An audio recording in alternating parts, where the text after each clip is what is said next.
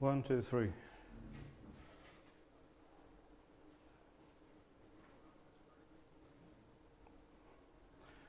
Okay, so well, as I said, regarding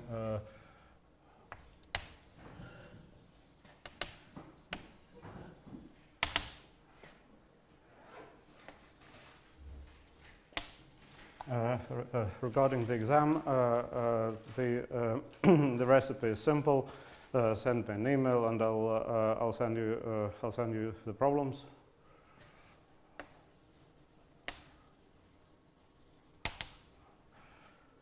And then once you've done the problems, we'll arrange a time before the end of the semester and discuss those problems on Zoom or in person.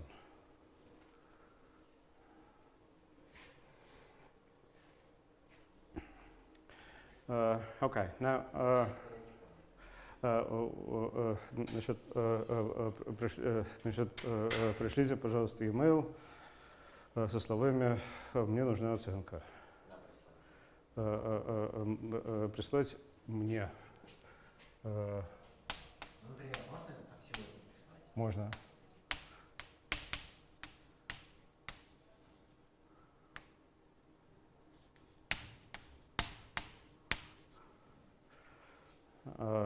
Значит, я в ответ пришлю задачи. Значит, эти задачи нужно будет рассказать, в смысле решить, и потом обсудить со мной решение по Zoom или лично.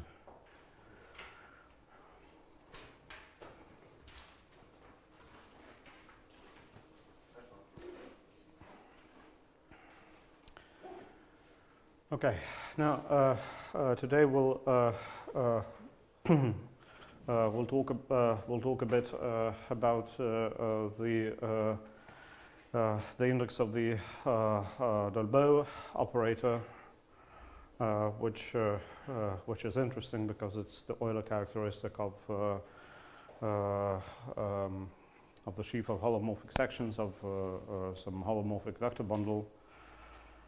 And we'll get the Riemann-Roch formula as an application, and then we'll the plan for the rest of today and for Saturday is to study the Dirac operator, or at least some particular cases of the Dirac operator, and then next week on Tuesday I'll sketch a proof of the index theorem, and this will be it.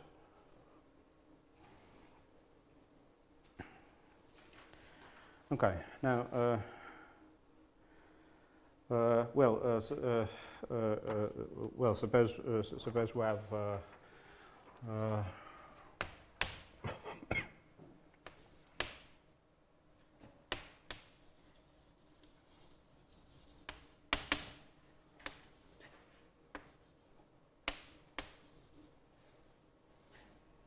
suppose we have a complex analytic manifold which we assume to be compact, but not necessarily algebraic. Now we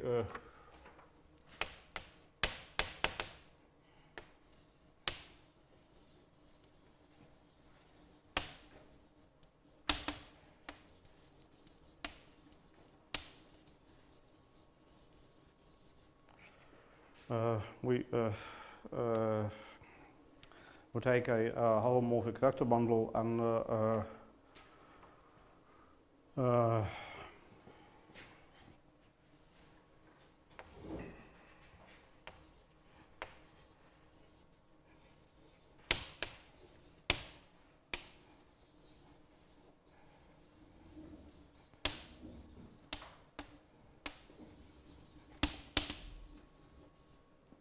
starting from this data, one can construct a sheaf, namely the sheaf of holomorphic sections, and well, locally there are lots of holomorphic sections, but globally there may or may not be any. But there is often higher. The sheaf will often have higher cohomology, and the cohomology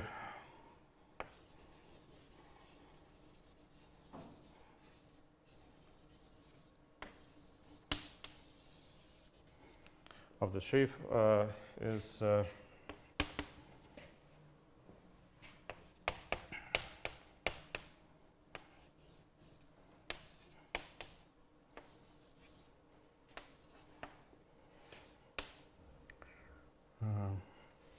what's the notation?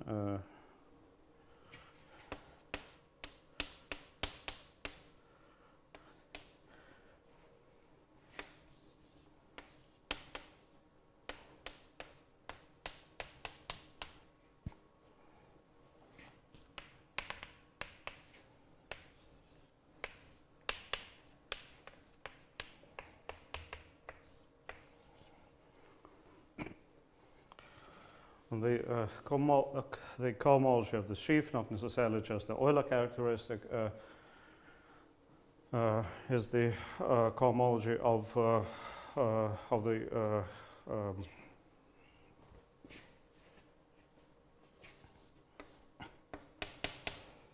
the following elliptic complex.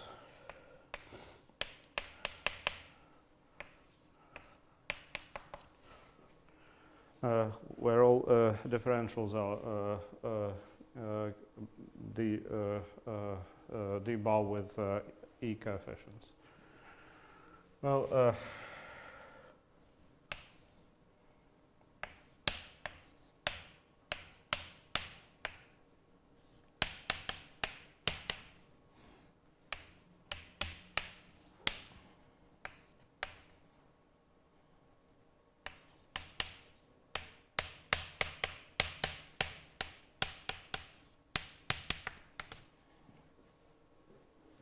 now, there are zeros on the first places everywhere, which means we could take an arbitrary p instead of 0, and then we'll get a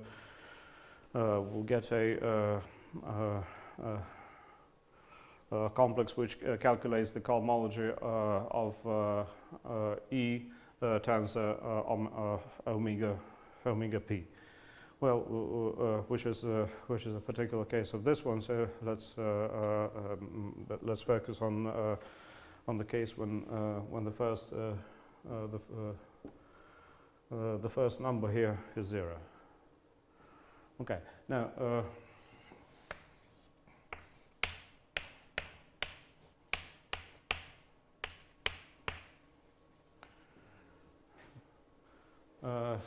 So all vector spaces are spaces of smooth sections of some bundles, and if we introduce a metric on X and on E, we can identify those bundles simply with lambda Q tensor E.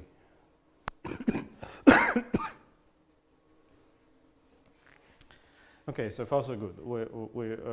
We've seen it already. Now we want to apply the index formula, and we did apply it last time to the de Rham operator, d plus d star, and to the also to the signature operator, which is a small modification of the de Rham operator. Well, let's now see what happens when we take d bar. Does any of this make any sense? Okay, does all of it make perfect sense? Okay, well, let's see. So, oh yes, the symbol. Well, we did compute the symbol of d bar, And the symbol of d bar is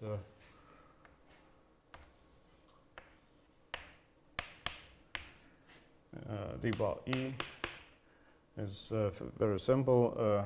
Which comes first, the chicken or the egg?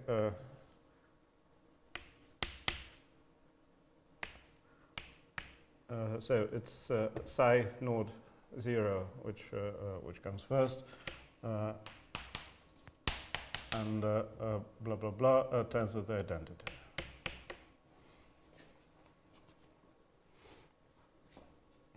So what?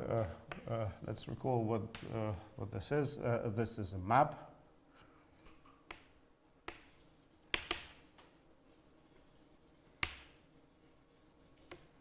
A linear map from lambda node q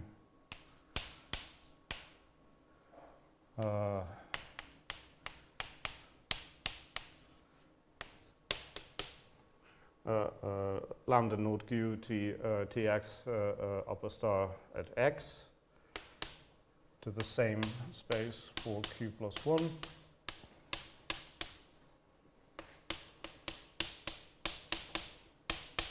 And then we tensor everything by E, but nothing much happens here. We just tensor everything by the identity of E.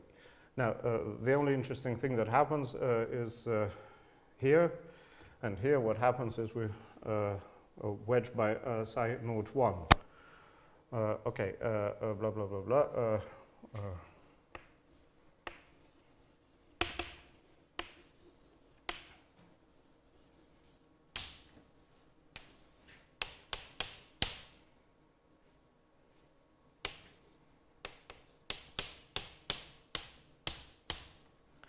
And this map is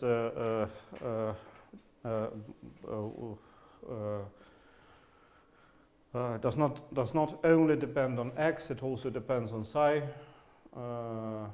which is a non-zero cotangent vector. And what is psi 0, 1? It's the 0, 1 component of psi. And basically we take the map, which is written in the problem sheet, and there we are.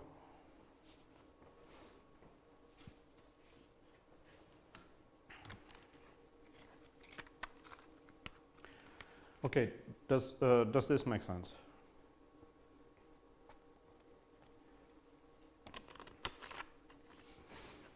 And then basically we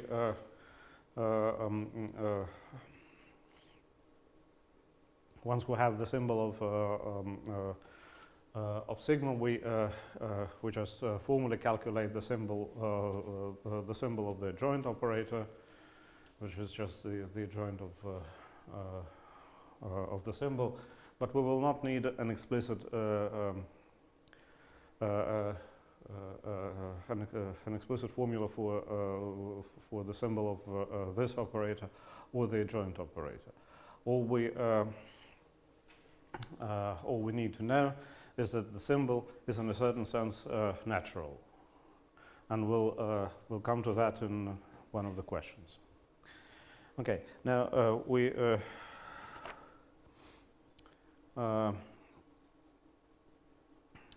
suppose that we have Hermitian metrics on everything, on x and on E.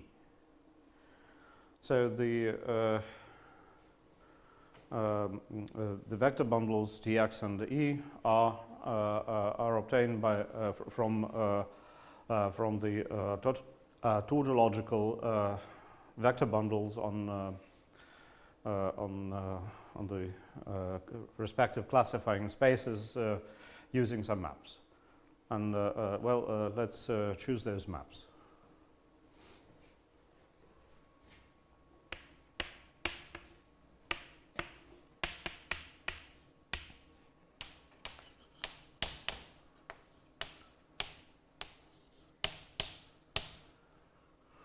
And we want we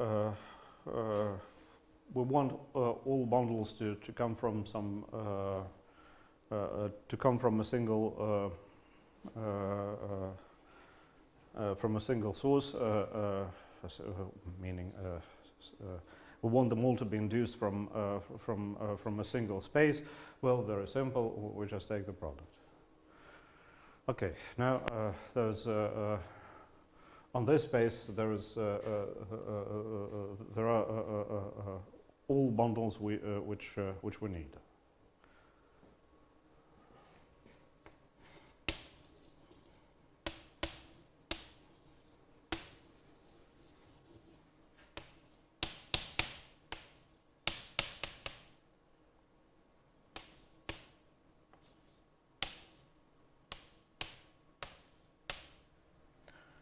And in particular, we have the tautological bundles, which we pull back from BUN, BUN and BUR. So we take those and we call them gamma T, T for tangent, and gamma E, E for E.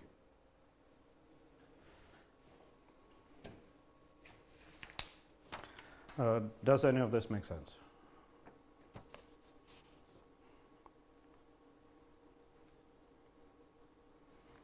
Okay, actually, E will not play any major role in any of this, but we will need to use the splitting principle for gamma T. So.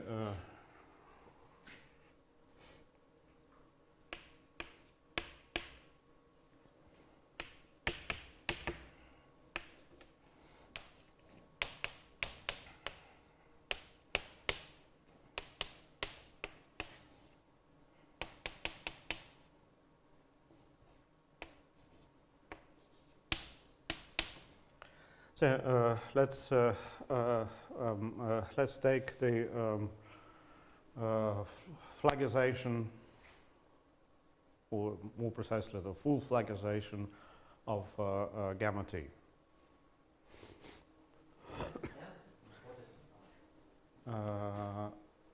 This one is N because gamma T comes from gamma T comes from gamma N, which means it's the pullback of gamma N from this space. So N is the dimension of X? Yes, N. R is the rank. Yes, N is the dimension.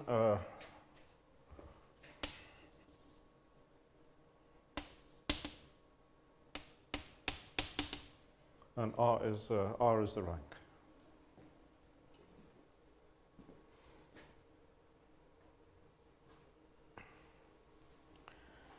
Okay, and then we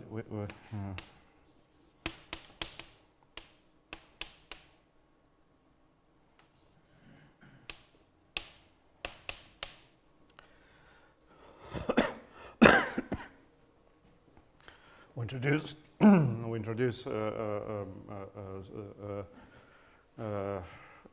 this notation for the Chern classes of the bundles Li, and by the way,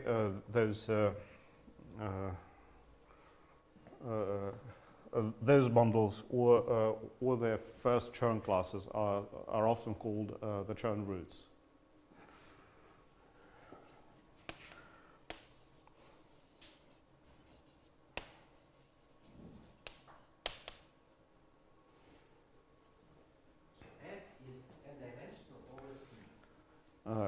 Yes, and R has rank R. E has rank R over C. But then over R, X is 2-dimensional. Yes.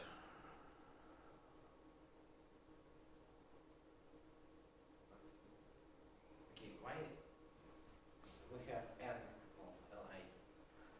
of Li? Well, because this bundle has rank N, and we want to split it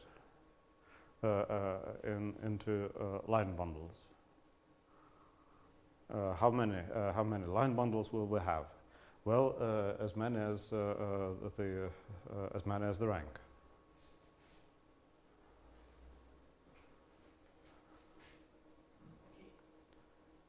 Значит, еще раз, вот эта вот штука, она содержит то расслоение, которое нам дает касательно расслоения x. То есть мы считаем, что касательно расслоения к x индуцировано из тавтологического здесь. Потом мы значит, тянем назад, потом мы хотим расщепить. Ну, сколько будет копий, ну, понятно, что столько, значит, какой ранг у этого расслоения.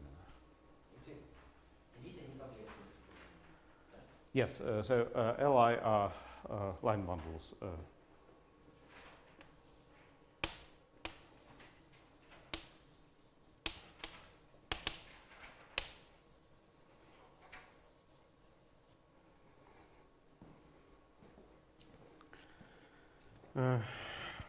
Okay. Now,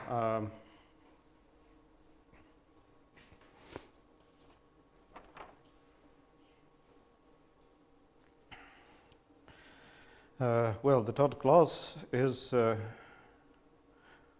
given by this formula. Well, the formula from question 1 is well, very much resembles or is identical to the formula we saw on Saturday. Now, is this formula clear to everyone?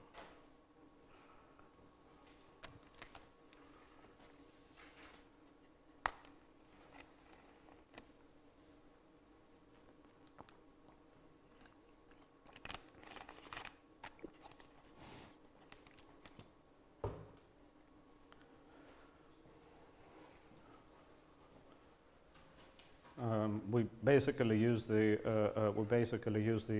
definition of the Todd clause.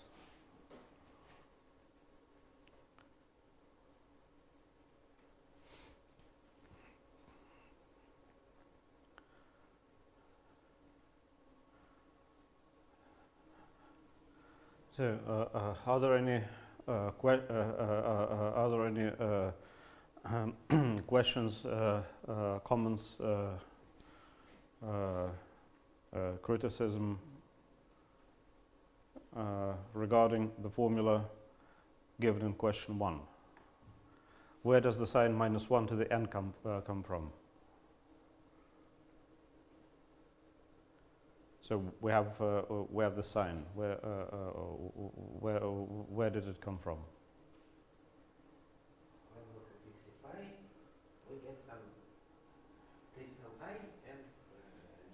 Exactly. So when we complexify, we get this plus the sum of the duals, and each dual will contribute minus xi to the product, and each line bundle itself will contribute xi.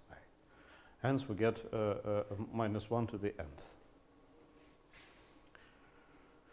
Okay. Are there any questions?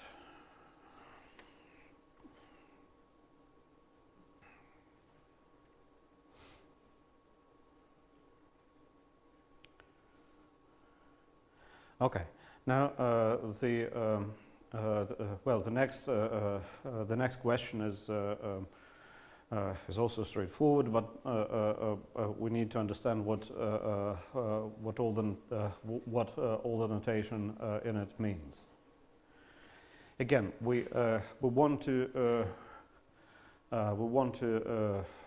prove that the symbol is natural. What does it mean? We want to prove that the symbol is the pullback of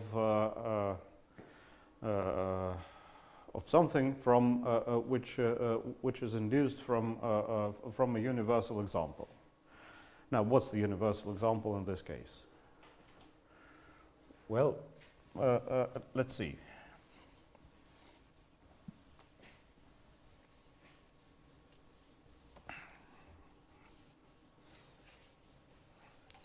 we have the bundle gamma t,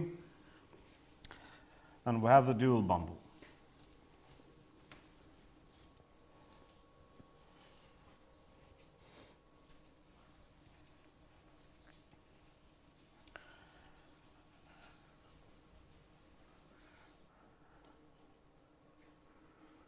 Okay, now,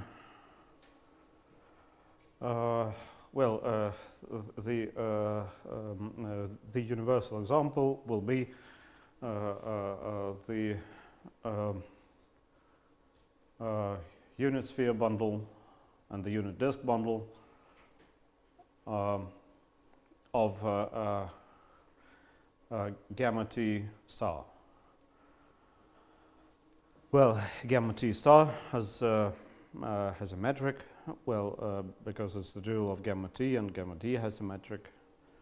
And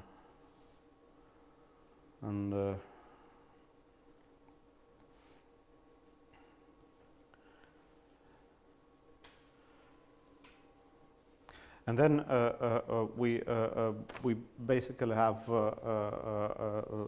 an isomorphism from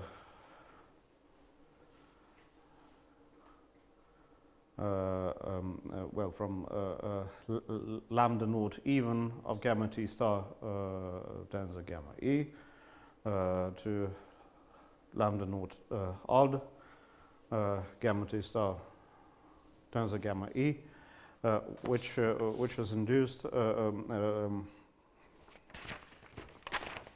isomorphism over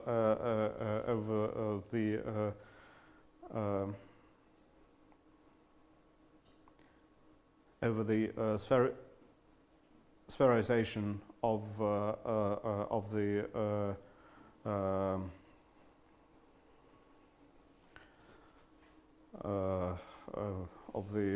the bundle gamma t star. Now let's have a look at this diagram, and then we'll see whether or not it makes any sense at all.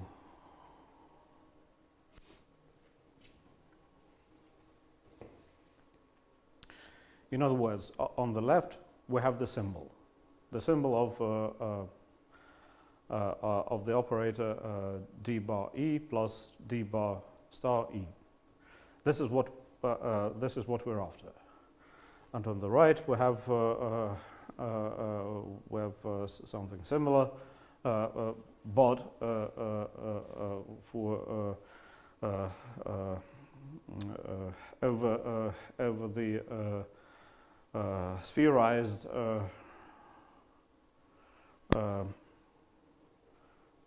bundle gamma t star. Let's take a look at the diagram and see whether or not it makes sense, sort of makes sense, or makes no sense whatsoever.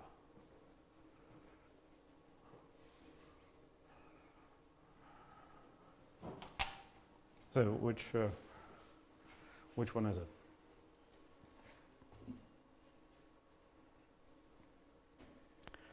It's the same trick we used on Saturday, but applied to a different bundle.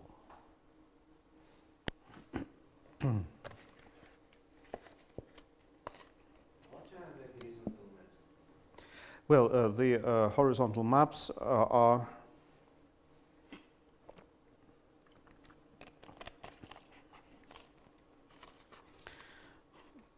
are obtained from the classifying maps. Okay, so we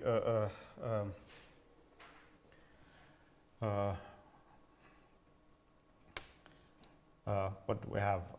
We have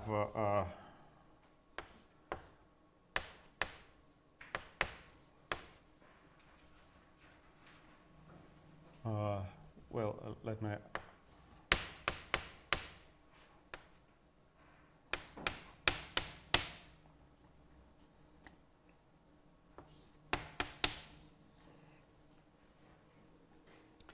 Okay, so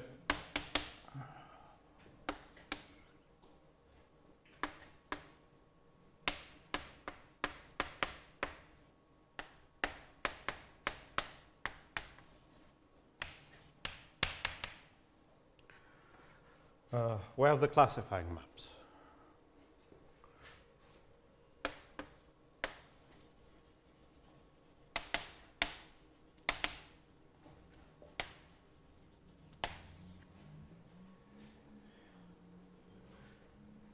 Okay, now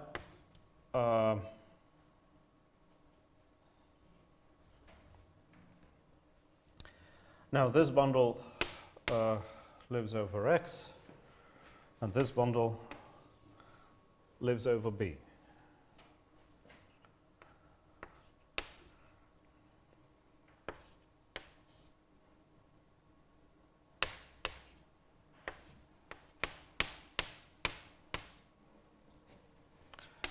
And I have the classifying map from X to B, which induces all the bundles.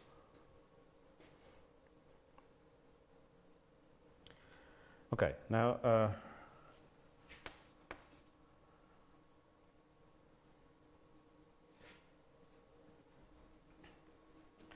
now I have the unit disk bundle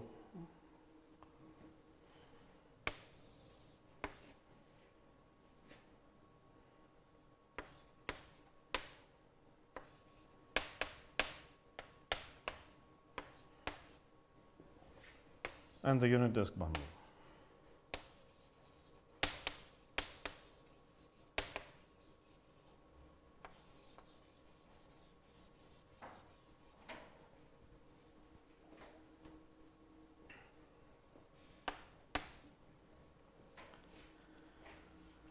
Well, now I can take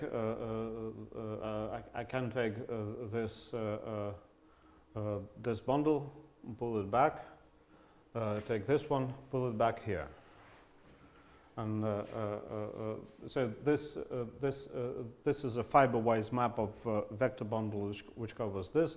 When I pull back, I get a fiber-wise map of vector bundles which covers this. Then I restrict to the units to the unit sphere bundle inside the unit disk bundle, and then I get the horizontal arrows in the diagram. Volodya, does this make any sense? Which Disk bundle, why can't we just pull back to sphereizations?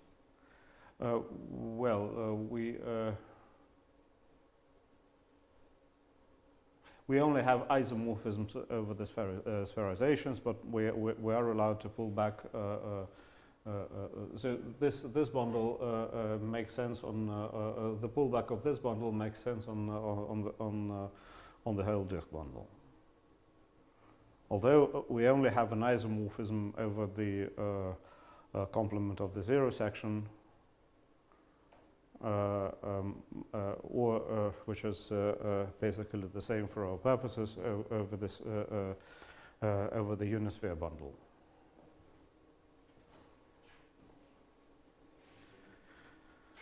Так, значит, еще раз. Значит, нам ничто не мешает взять все, что угодно здесь, потянуть сюда. Здесь никакого противоречия нет. А дальше возникает вопрос, потянули, а что с этим делать? Ответ, что, вообще говоря, ничего не делать, значит, потому что мы имеем изоморфизм только над расслоением, то есть над диском без нуля. Для наших целей, что диск без нуля, что расслоение сферы, это одно и то же, поэтому давайте ограничим все на расслоение сферы.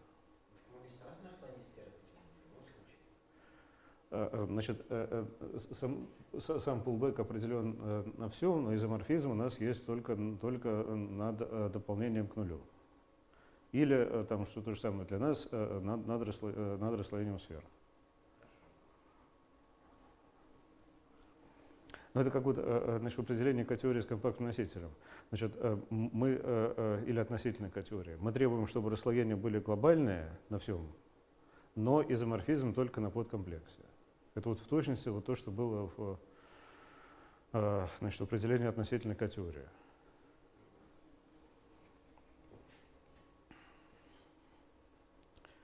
I just said that in the definition of the relative K theory, we need the vector bundles to be globally defined, but we need an isomorphism between those only on a subcomplex.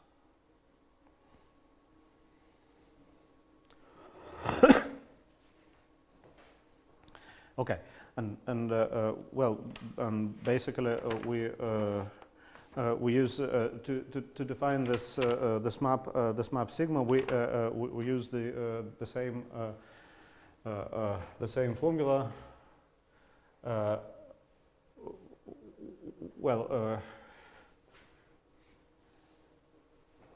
Wedging an element of this bundle over B by psi or psi 0, 1 makes sense, and this is what we take as the definition of sigma, and the adjoint, taking the adjoint also makes sense. So we just use the same formula for capital sigma as for small sigma. Так, насчет определения насчет вот этого сигма. Но оно абсолютно такое же, как вот то, что здесь написано на доске. Значит, если у меня сигма маленькая, это элемент, значит, элемент слоя вот этого гамма Т со звездой, то имеет смысл его внешне умножать на элементы вот этой вот внешней алгебры. Ну, вот мы вот ровно это и делаем. Значит, потом нам нужно еще взять сопряженное, но значит, сопряженное отображение тоже имеет смысл, а мы его берем.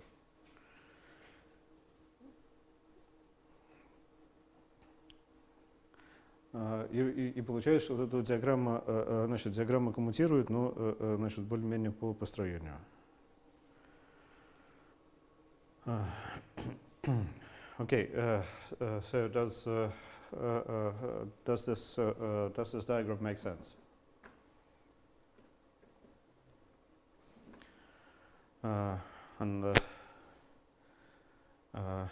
Basically, in all examples, when in all examples that we will see in this seminar, when whenever there is a general simple formula for the index, the key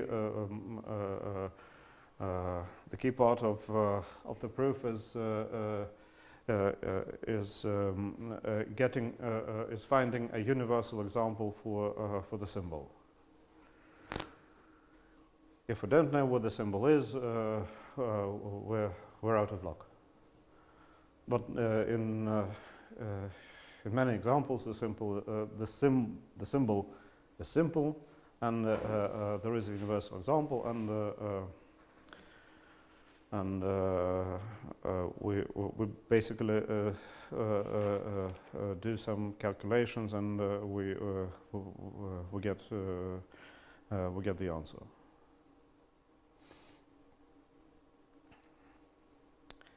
Okay, does question 2 make does the diagram from question 2 make any sense? Okay, now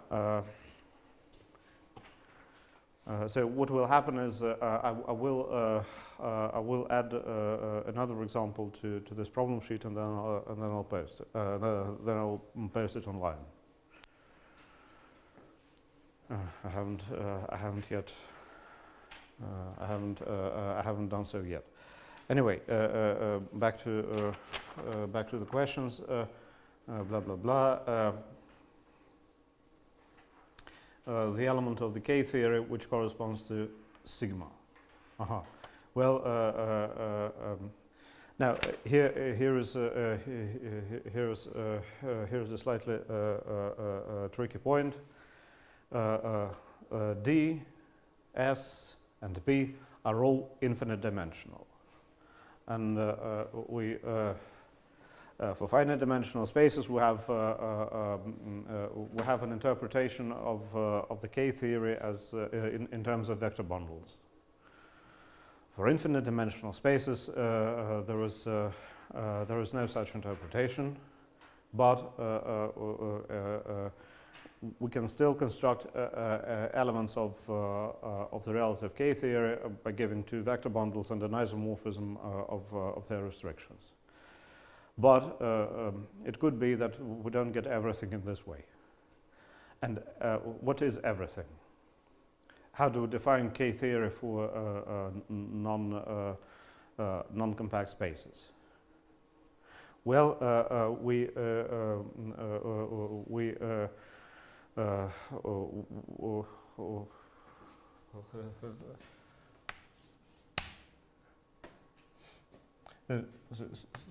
suppose I have X and Y, an arbitrary CW pair.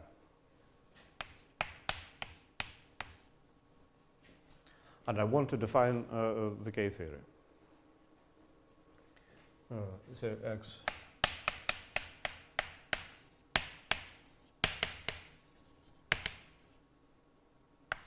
Well, first of all, I could take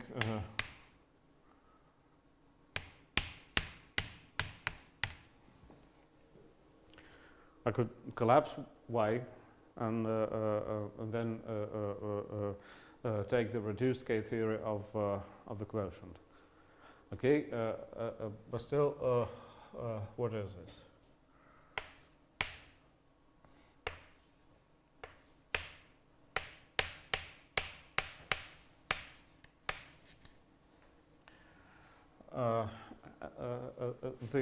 There are several approaches, and they all give different answers for infinite complexes. So the one that works best is to take the set of homotopy classes of maps into the classifying space BU, and this gives one a homology theory or cohomology theory for in all degrees, and in even degrees we basically get a reasonable extension of the K-theory for finite complexes. I do not want to spend a lot of time on this because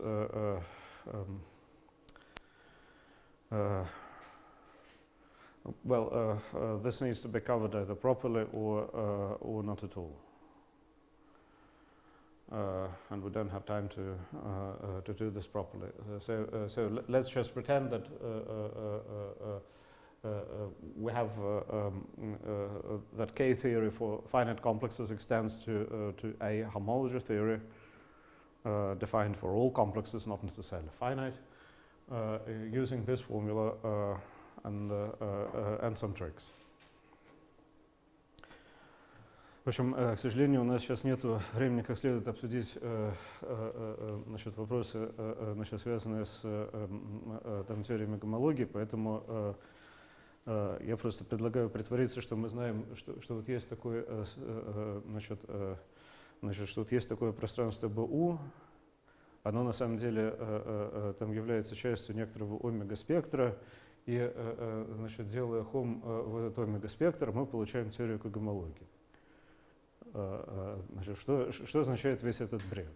Ну, вот здесь, к сожалению, пока ответ, что ничего не означает, потому что у нас нет времени.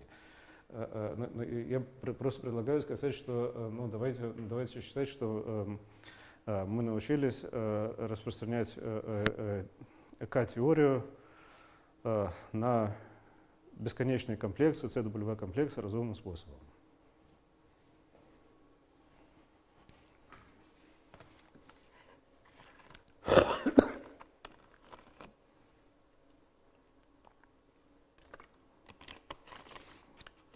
Okay. In particular, even if X and Y are not necessarily compact, whenever we have two bundles over X and an isomorphism over Y, we have an element of this K-theory. But not all elements are obtained in this way. Okay. Now, blah, blah, blah, blah, blah. Restrict to D and identify K of D equal K of B. Well,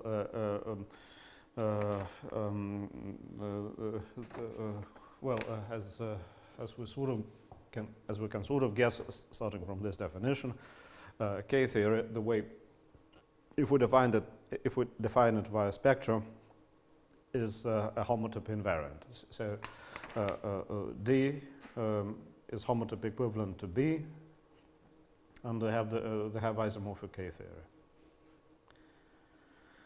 Well, using the Hermitian metric, we can identify. I think this part is clear. Prove that. Okay, is the formula from question 3i? Does the formula from question 3i make any sense?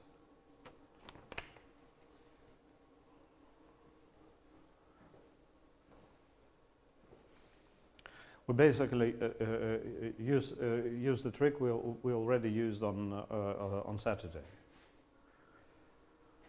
We want to calculate the churn of lambda even minus the churn of lambda odd. But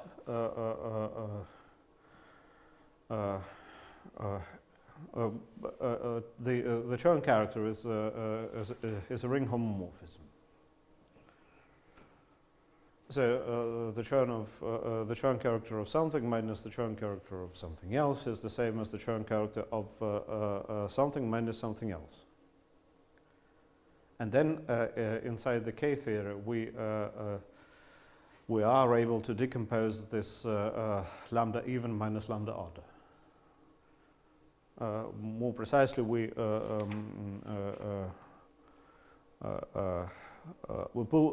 pull everything back to Y, and there we decompose, and then we use the fact that Q upper star, this map induces the induced map in cohomology, or at least in rational cohomology, is injective.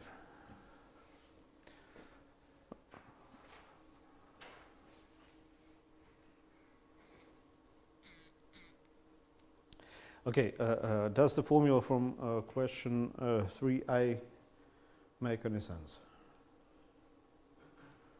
And get the second equality. Let's see. Let's see this sigma restricted to D. When we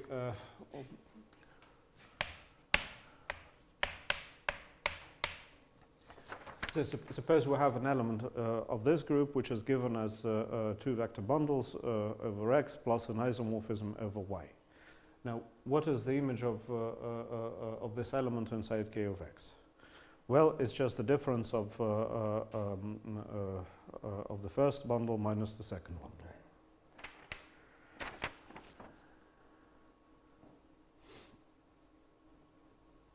Now, what are the bundles? Well, the bundles are written on the previous page. They are lambda naught even of gamma star and lambda naught odd of gamma star.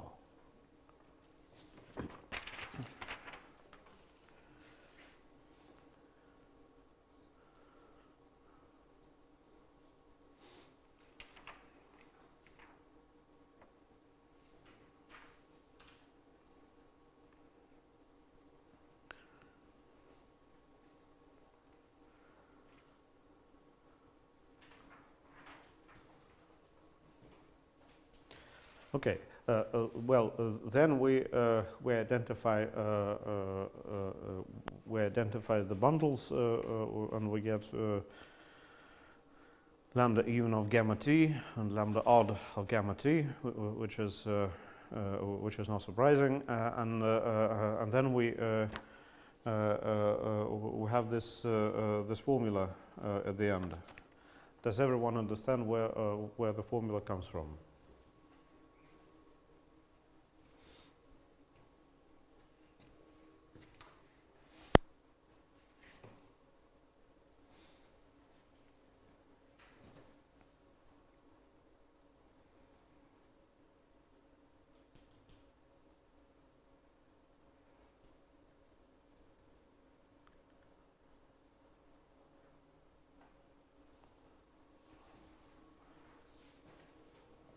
Well,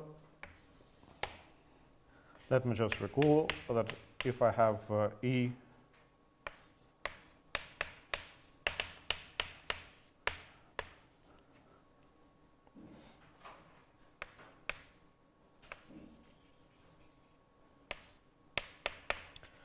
a direct sum of line bundles, then lambda even E minus lambda odd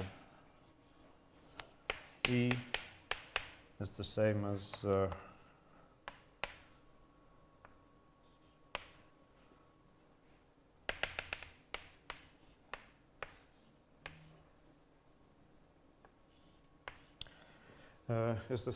product of 1 minus Li's.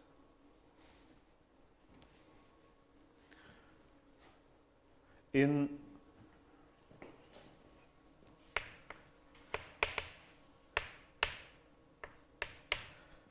K-theory. And then we use the fact that CH is the ring homomorphism. So we just take CH of each factor individually and then take the product.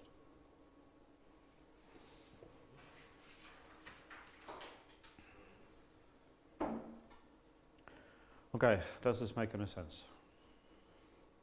Okay, but here E is a tangent line. Right? Yes, here we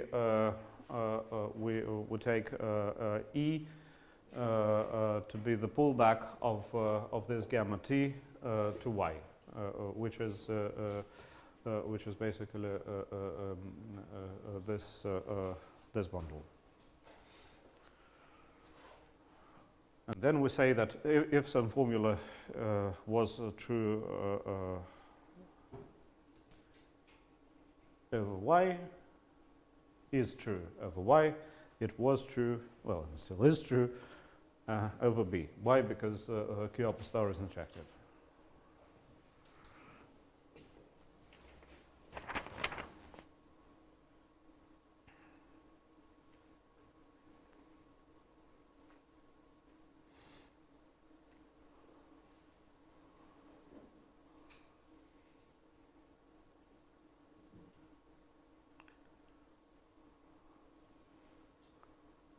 Okay. Now, does this formula make any sense? And is it clear why the formula is true?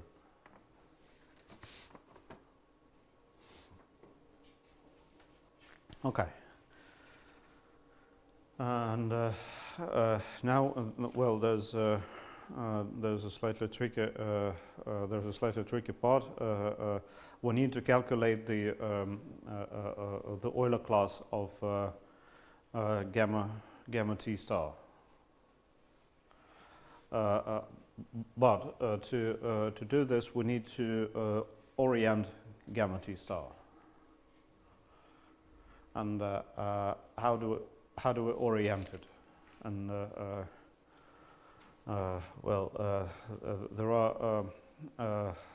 are two ways to orient an orientable bundle. Which one is it that we choose? And for our purposes, it's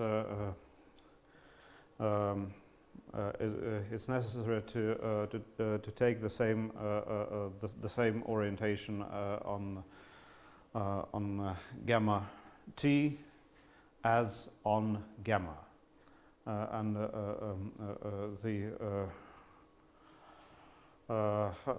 what does it mean? The same. This means we require that the map from gamma t to gamma, which is induced by the real part of the metric, should preserve the orientations. But at the same time, gamma has its own, gamma t star has its own complex orientation. And this agrees with the one for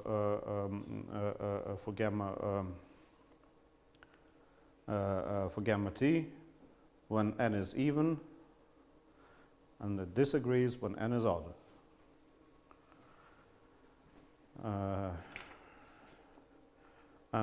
So we have two possible formulas for the Chern for the Euler class, and we need to use the first one. Okay, does this make any sense?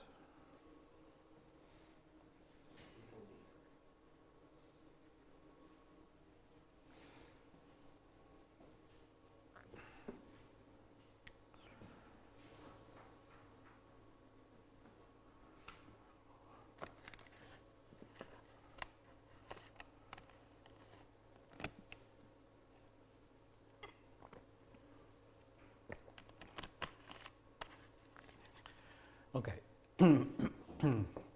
Well, first of all,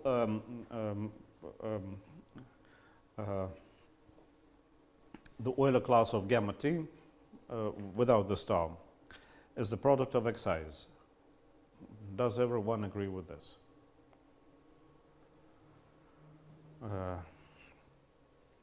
Okay.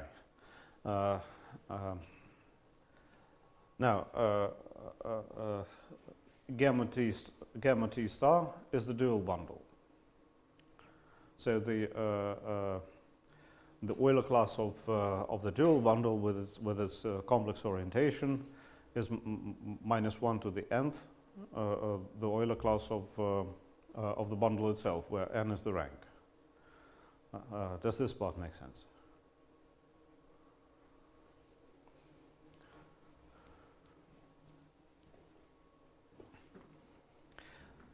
But for some reason, we want to know, we want to use not the complex orientation, but the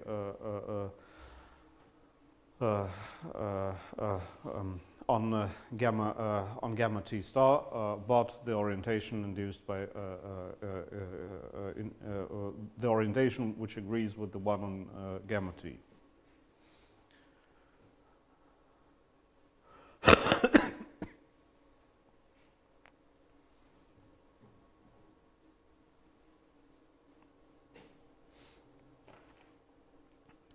Okay, so let's just say the orientation of gamma t star that we want to use is such that the Euler class of gamma t is the same as the Euler class of gamma t star. Why? Well, because in the index formula we do all calculations in the tangent bundle and not in the cotangent bundle of X. But the symbol lives in the cotangent bundle, so we need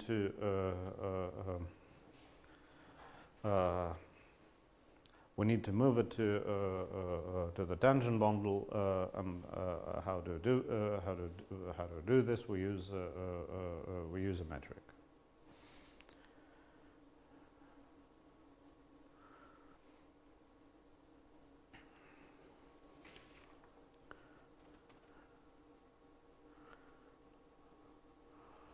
Okay, now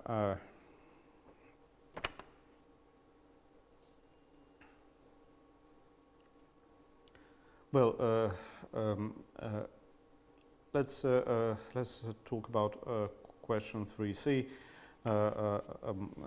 Again, this is something which is similar to what we did on Saturday, but let's have a look at it in more detail.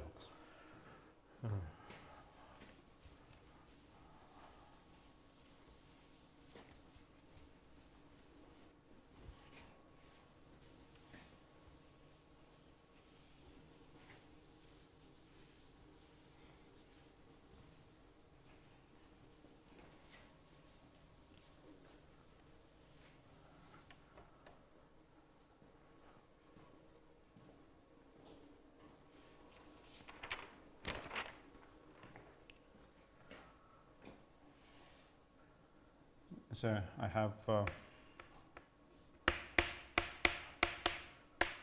the cohomology of B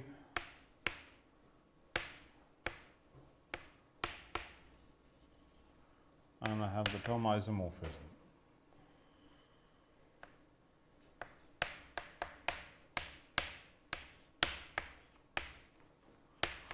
Then I take the restriction.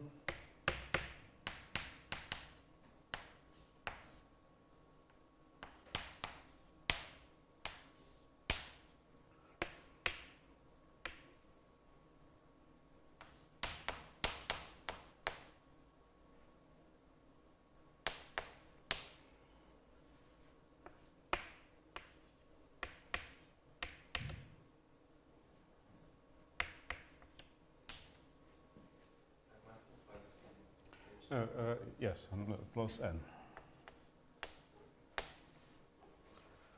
Okay, so we have this this diagram, and this diagram commutes.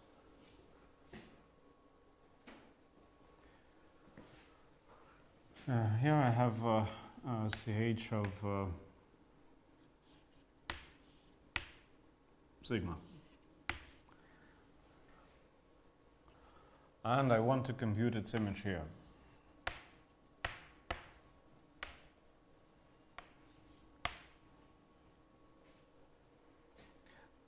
What do I know? I know the image here.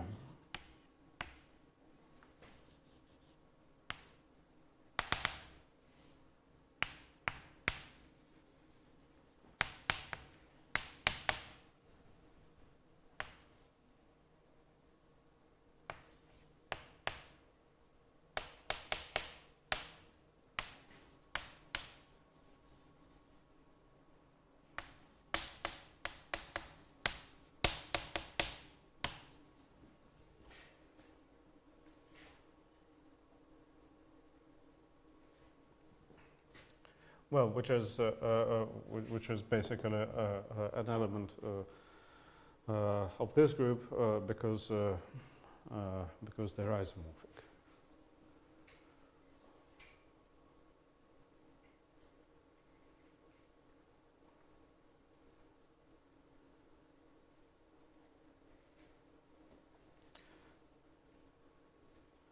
So this this element here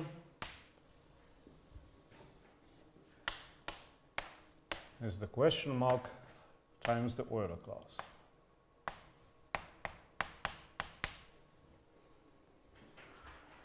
And in general, this doesn't give me anything because the Euler class in general could be 0, or it could be a 0 divisor, and so on. But the Euler class in the cohomology of B is not a 0 divisor. So to get what we're after, we just take this and divide by the Euler class.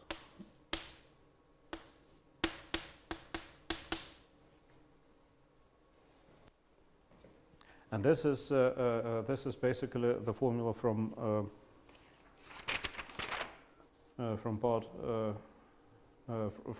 part C of question 3.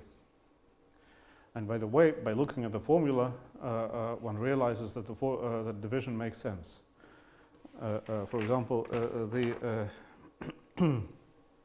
the series 1 minus e to the xi starts with xi. So when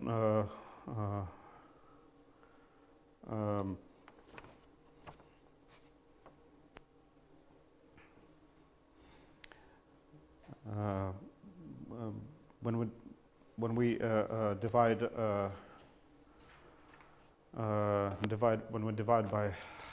by xi, we get another bona fide series.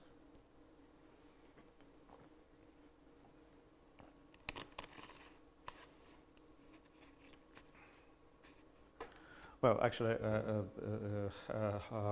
hang on. This is not very surprising because in power series over a field we were able to divide by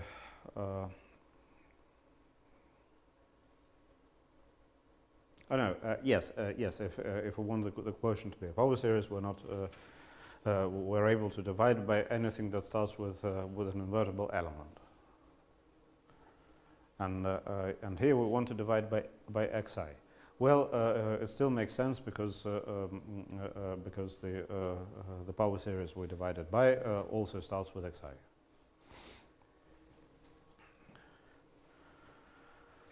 Так, значит, что я хотел сказать, значит, вообще говоря, значит, если мы хотим обратить формальный ряд, его можно обратить, когда первый коэффициент обратим. Значит, поэтому деление формальных рядов, там, вообще говоря, это может там, привести, в общем, может вывести за пределы формальных рядов, но в данном случае, в данном случае такого не происходит, потому что, там 1 минус e в степени x начинается с x. Okay, and so we get this formula. Does everyone agree with this formula?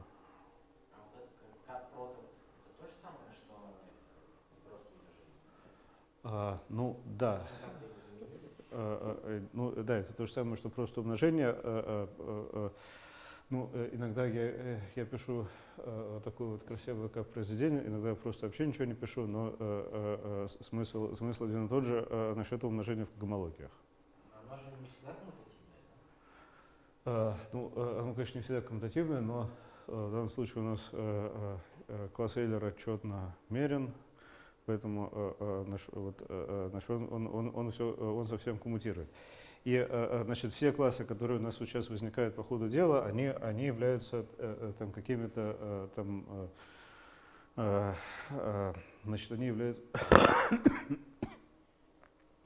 в общем, они выражаются через классы Черна. Классы Черна, значит, они все имеют четную размерность, они коммутируют совсем.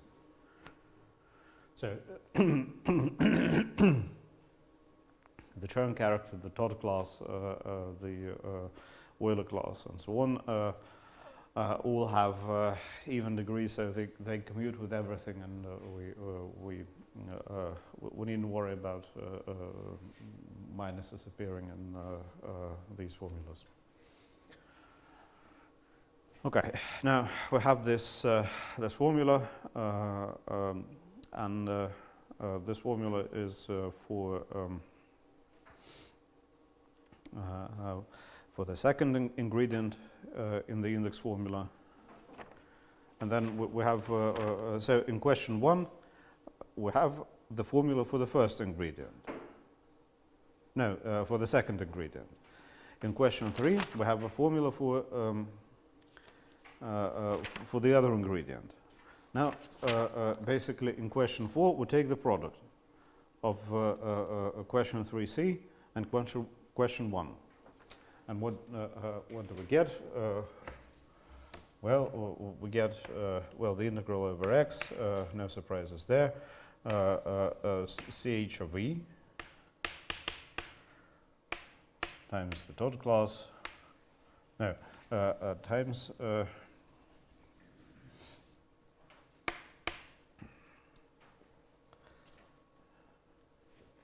well, let me call this map F. And here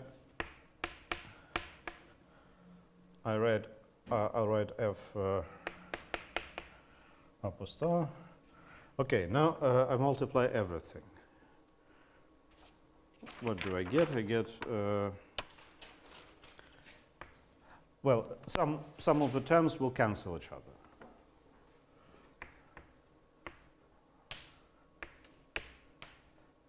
And what will remain is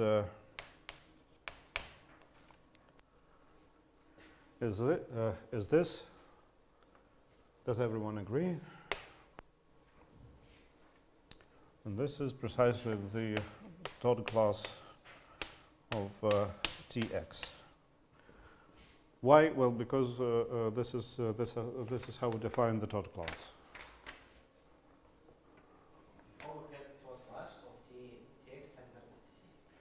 Yes, and then the T upper star x goes away because we multiply by this. То есть сначала у нас было и касательное, и касательное. А потом касательное ушло из-за того, что мы, умножили на,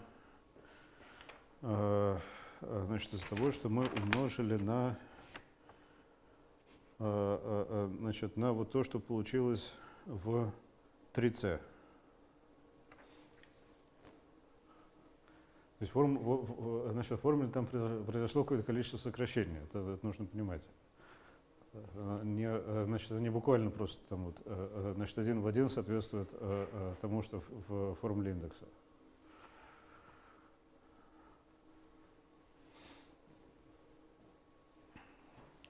Как мы перешли? То есть мы все делали в этом над b? Да.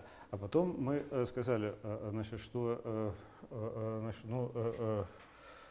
у нас вообще все приходит из b.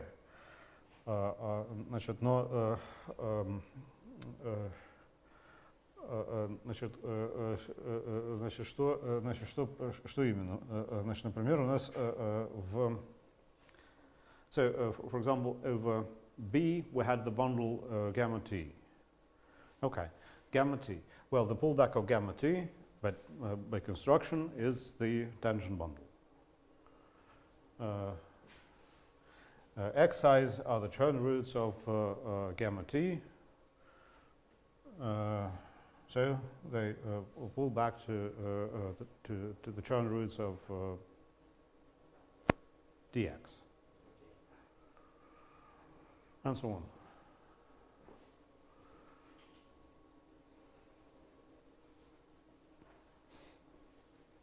Володя, имеет ли это хотя бы какой-нибудь смысл?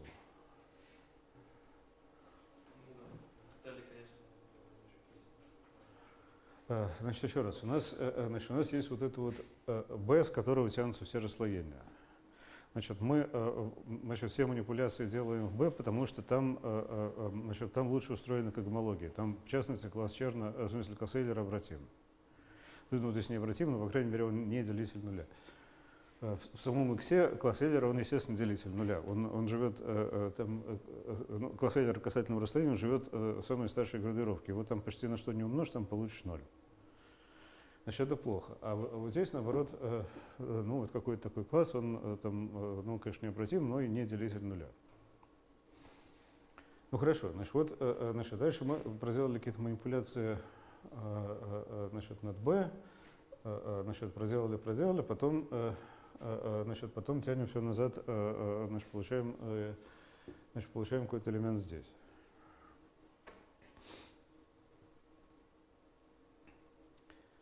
Значит,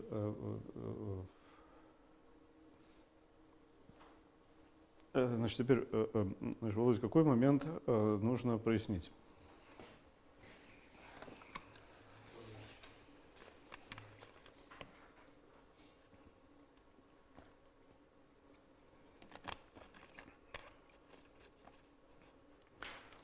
So the formula we want to apply is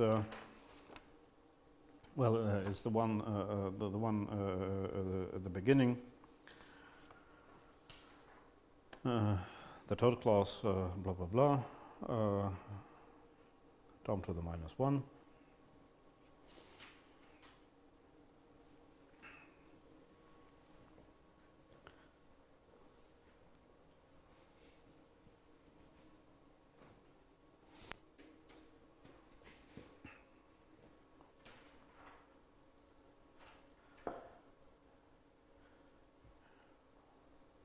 Okay, so is there any part of the argument or several parts which we need to talk about in more detail?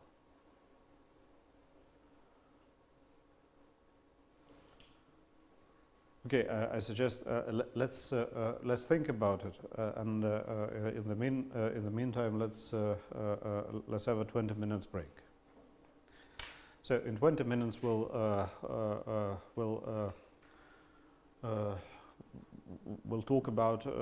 talk some more about the Riemann-Roch formula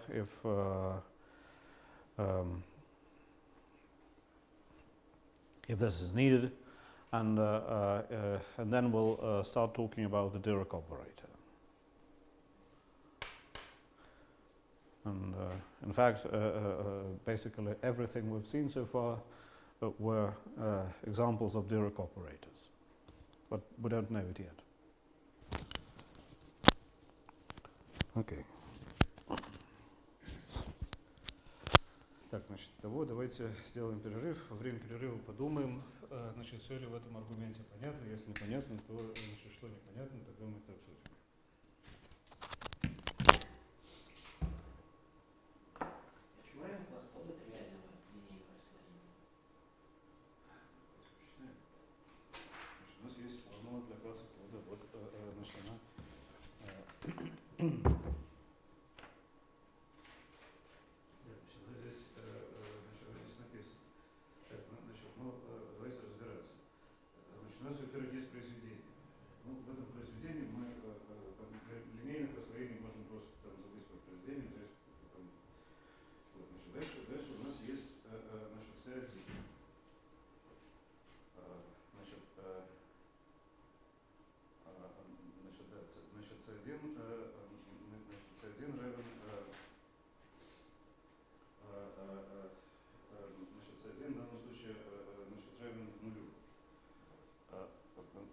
Буквально в смысле формула не имеет никакого смысла, там получается 0 делить на 2.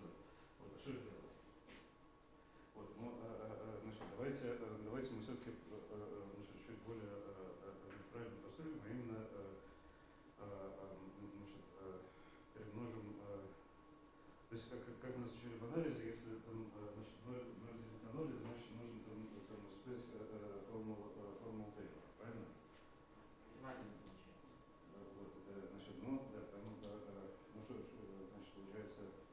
Значит, 1 делить на, я слышу, минус 1. Ну, значит, идея в том, чтобы написать первый член формулы Тейлора в нуле. Вот, значит, у нас какой-то ряд, ну, точнее, какая-то функция. Значит, мы хотим получить там ее разложение в нуле, ну, там, может быть, не все, там, первый член разложения. По-моему, получается минус 1, но, в общем, это нужно посмотреть.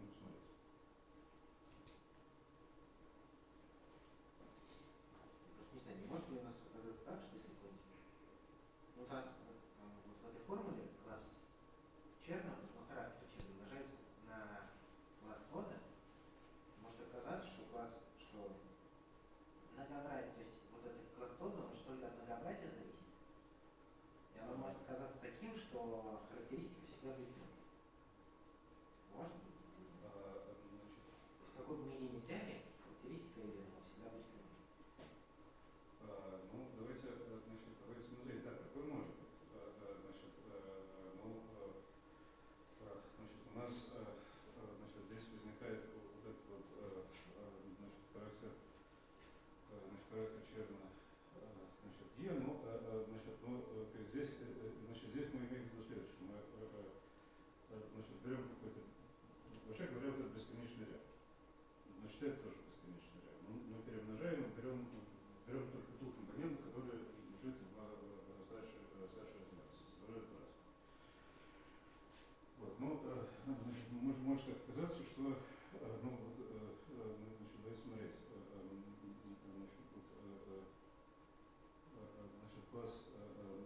Класс лода у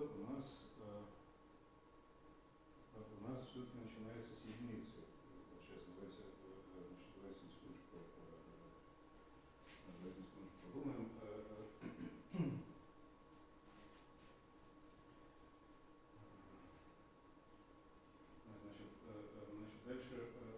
Дальше характер черно, но характер черно, он он тоже экспонент, он начинается с единицы. Ну, это сложная формула. Для линейных расслоений, по крайней мере, это экспонент. Экспонент от первого класса черности. Там он начинается с единицы. Значит, класс лода, по-моему, тоже должен начинаться с единицы все-таки, но сейчас давайте. Да, длинные ряды будут, так просто не получится. Да, что надо сделать? По бензину плюс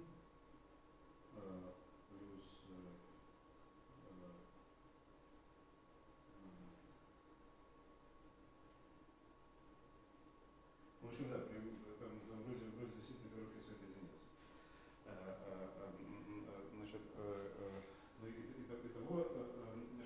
Здесь у нас что-то начинается с единицы, здесь что-то начинается с единицы. Сейчас.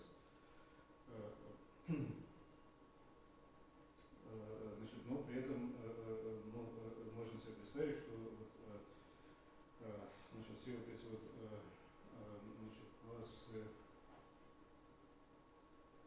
Смотрите, да, у нас есть, смотрите, вот есть еще такая штука, которая приходит из нулевой компоненты вот этого умножить на старшую компоненту вот этого.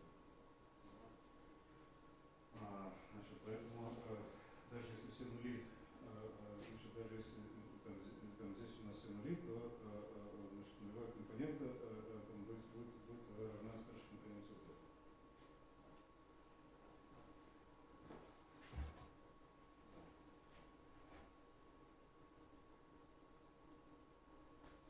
Так, хорошо. Есть еще какие-нибудь комментарии, вопросы и так далее? Хорошо, давайте сделаем перерыв, немножко подумаем и потом посмотрим, начнем говорить про оператор Euler.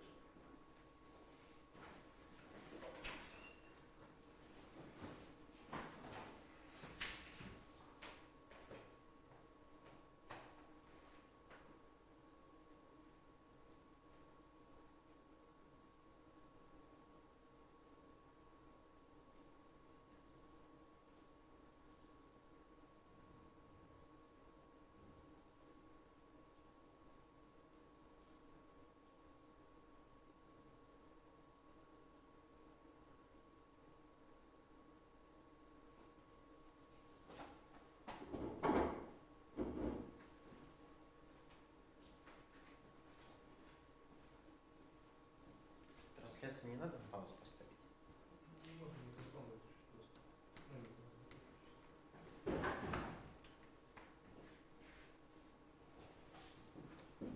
Выключить или не надо?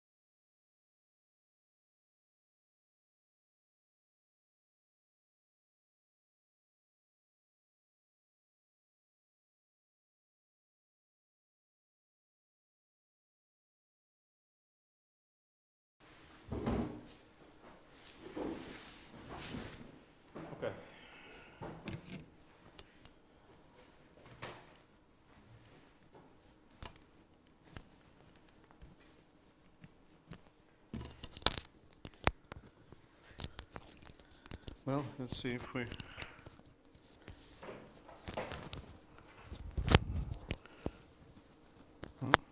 Looks like it's working. Okay. Do we need to talk any more about the Riemann-Roch formula? Well, I had some problems with Mhm. understanding the relative K theory. Yes.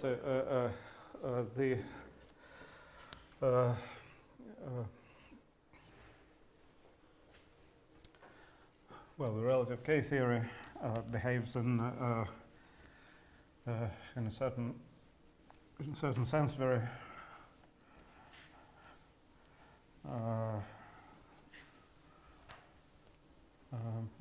in a similar way to relative cohomology, meaning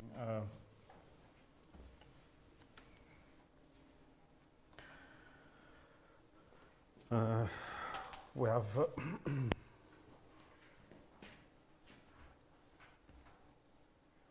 so same as for cohomology. For example, maps of pairs induce maps of the relative K groups. Now,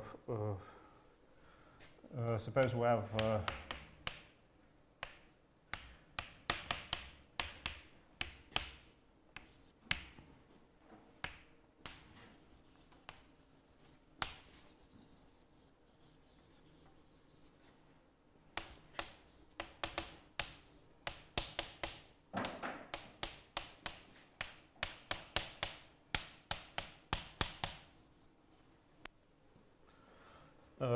suppose we have this data, then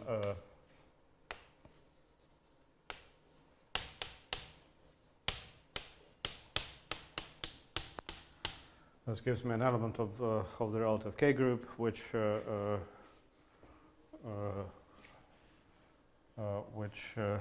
restricts to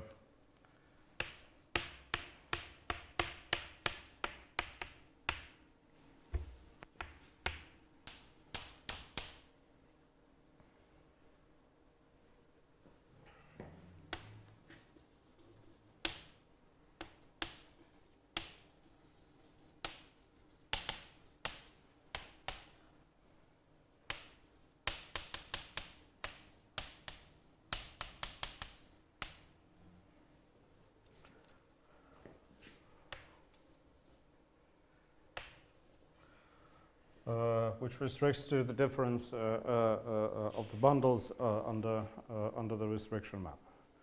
Let's assume this.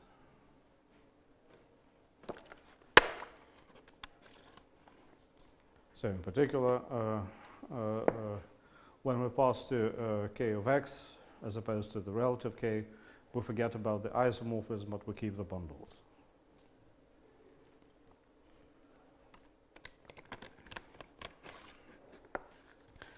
Okay, so do you have any more questions?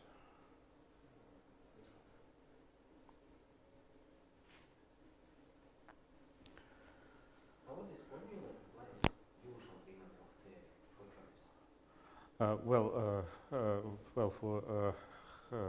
For the usual Riemann-Roch,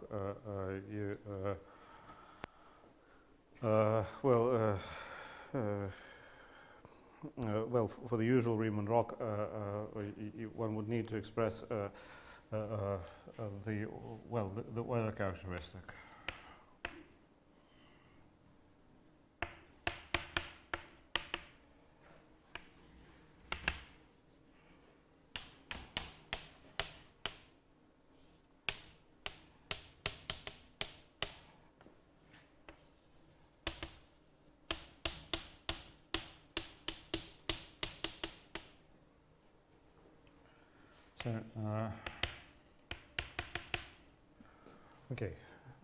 So we have this.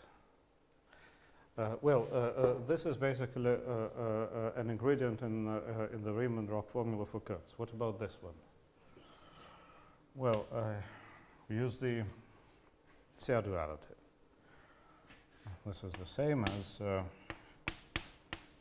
h naught of x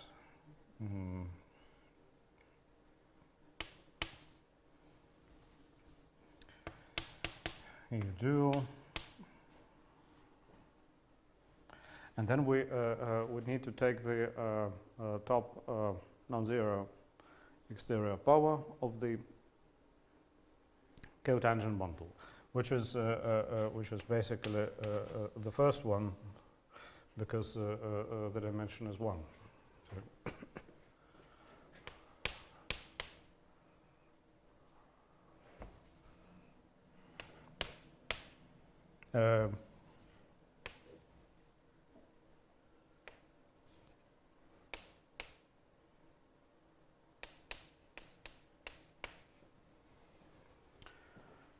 Okay, and this is already something which people normally prove for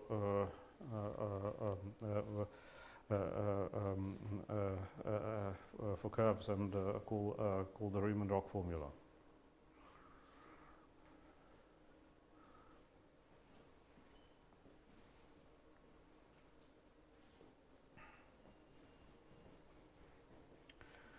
Now there is a way to interpret all this in terms of holomorphic functions which have poles and divisors and so on.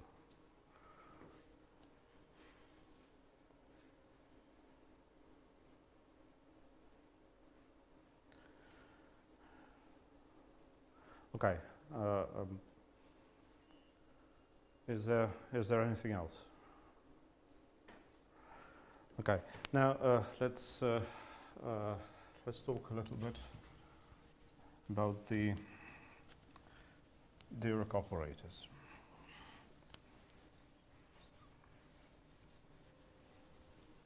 Well, first of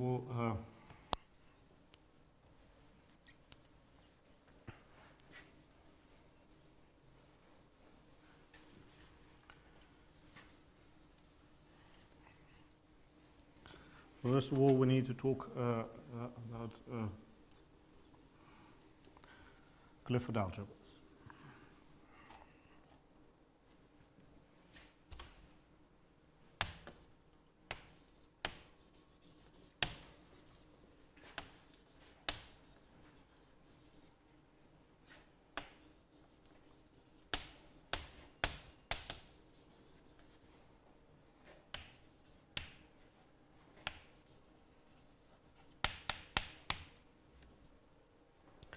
Well, let's restrict ourselves to the case when the characteristic is not 2. Interesting things happen when the characteristic is 2. Let's not worry about any of those. Suppose we have Q.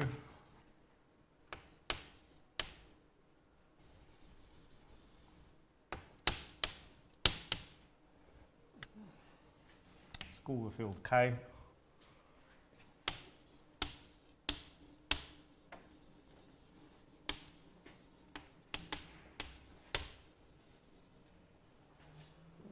Which is, let's take a quadratic form.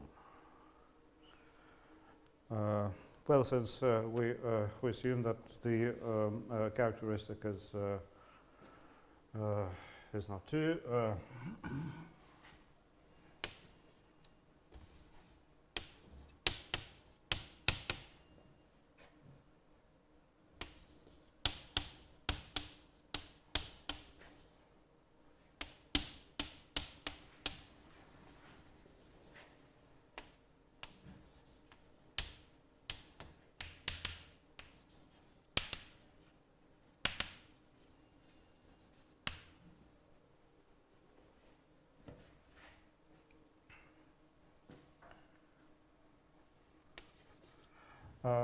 to give a quadratic form is the same as to give a symmetric bilinear form.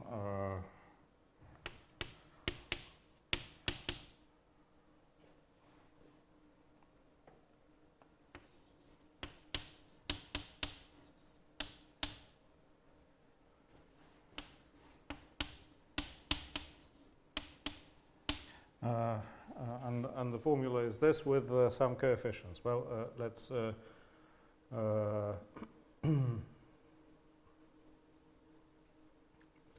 there's 1/4 somewhere. Okay, let's see if we can figure it out. So suppose I have a symmetric bilinear form. Well, I get a quadratic form just by doing this, and suppose I have a symmetric. Suppose I have a quadratic form. How do I get a symmetric bilinear form?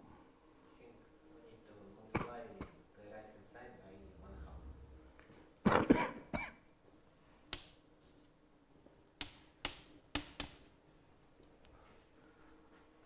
Okay, let's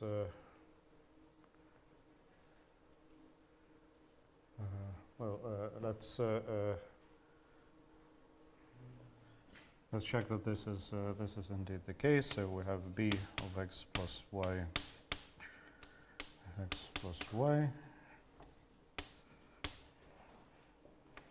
which is bxx plus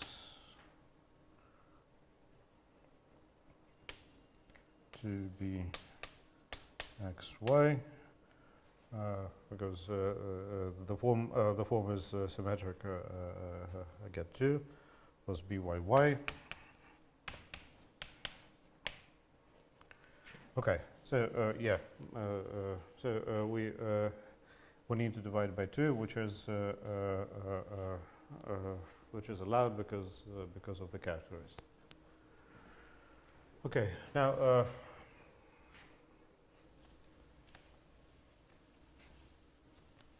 most of the time we'll be interested in the case when k is R or C. So there is no harm in supposing it straight away from the beginning. Now, what do we have? Okay, so now we want to define the Clifford algebra.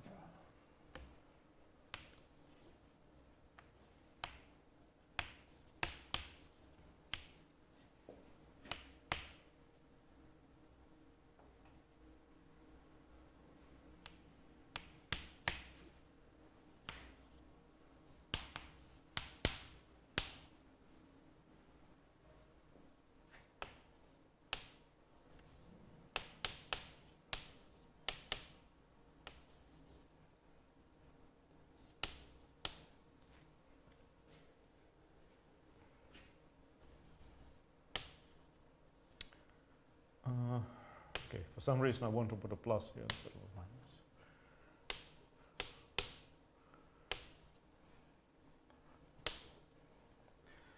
Well, what do? I take the tensor algebra, which means k plus v tensor v plus v tensor v tensor v, and so on. In other words, the free associative algebra generated by V, and then I quotient out the two-sided ideal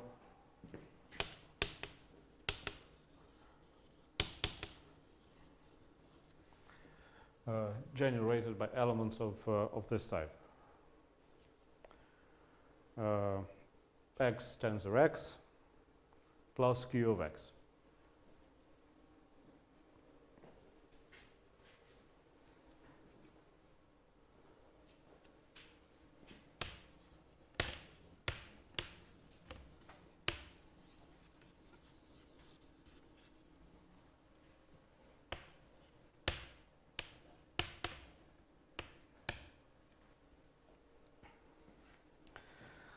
Let me mention a few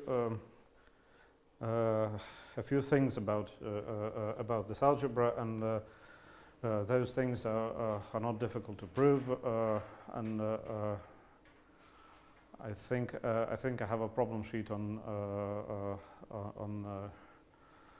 Clifford algebras, which I will try to locate and post on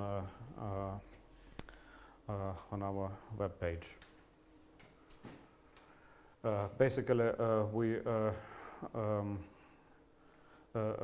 more or less all we need is a simple linear algebra. So I'll just write down those facts, and then we'll move on.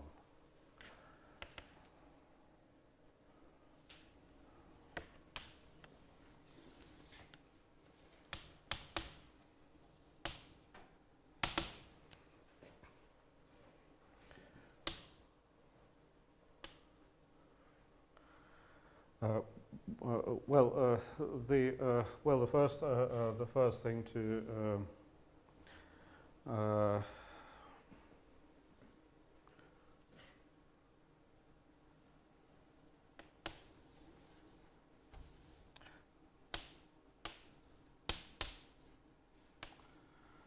the first thing one normally asks oneself when one sees something new.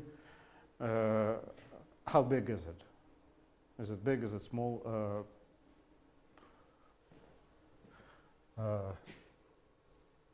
Does it fly? And so on.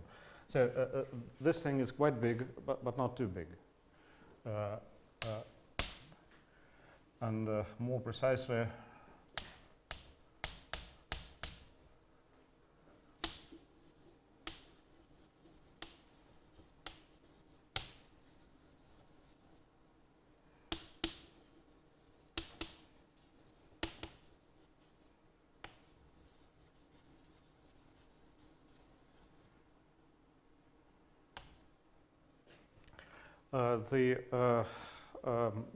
there is an isomorphism of vector spaces between the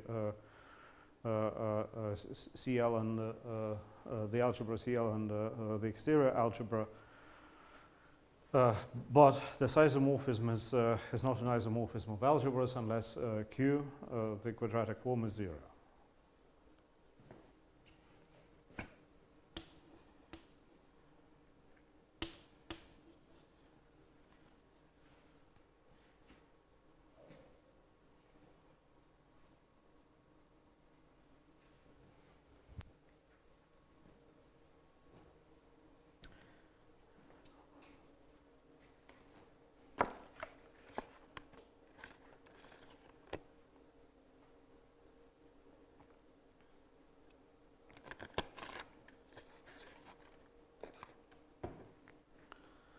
Okay, the ideal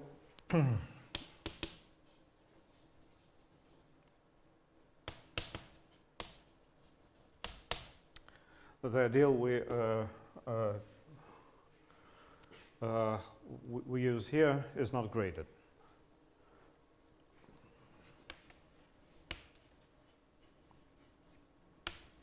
Why? Well, because this element has degree 2 and this element has degree 0. So, well, to emphasize this, I write a 1 here. But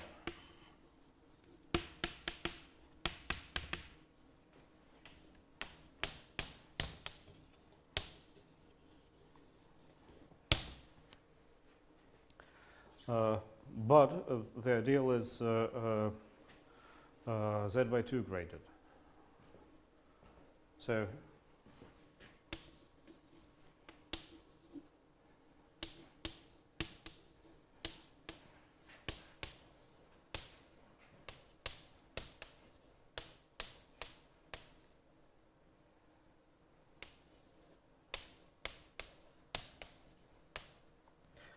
So we can decompose the Clifford algebra into the sum of even and odd elements, and those are the elements which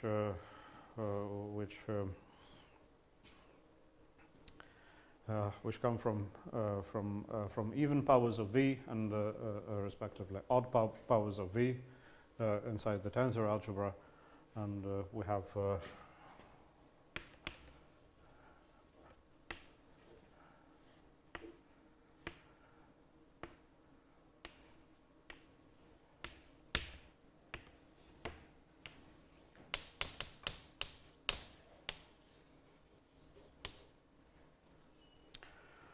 and when we multiply something even by something odd, we get something odd, and so on.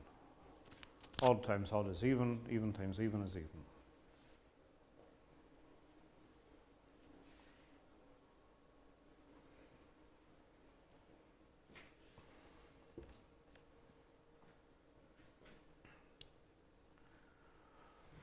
What else? What else do we need? There is a classification.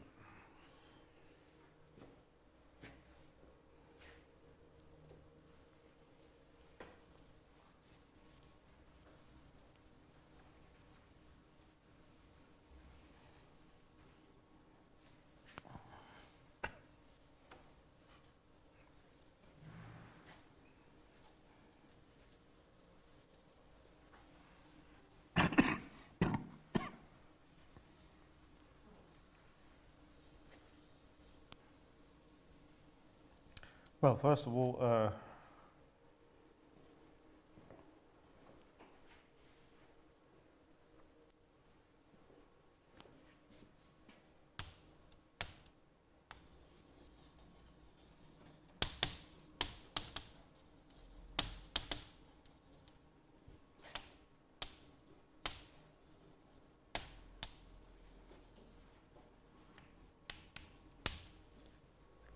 let's suppose that Q is non-degenerate.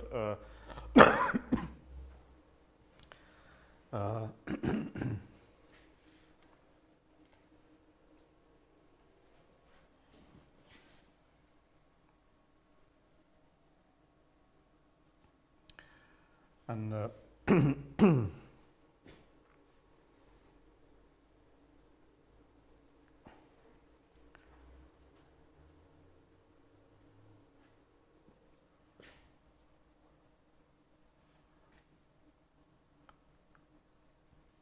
well, let's start with the case k equals c.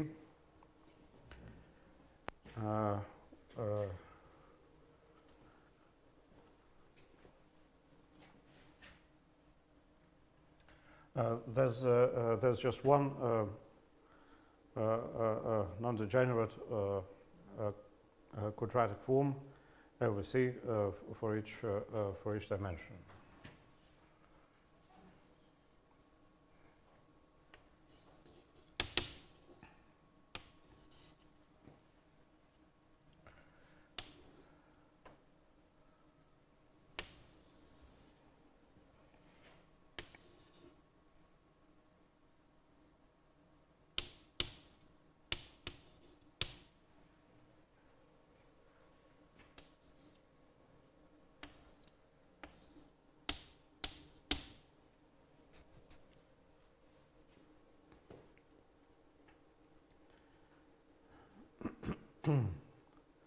Okay.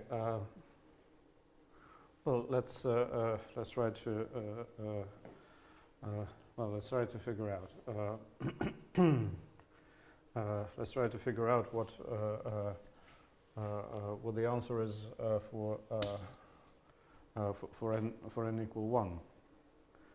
Shouldn't be impossible. So we for n equal 1, we have basically all exterior powers. Sorry, all powers are just C, and we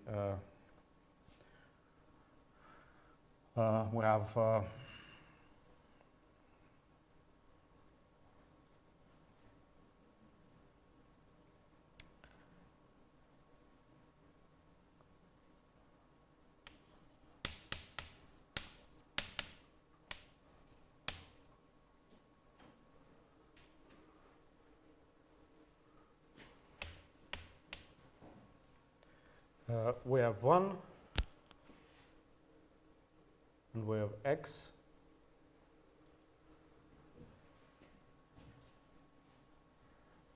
So 1 lives in degree 0, x lives in degree 1.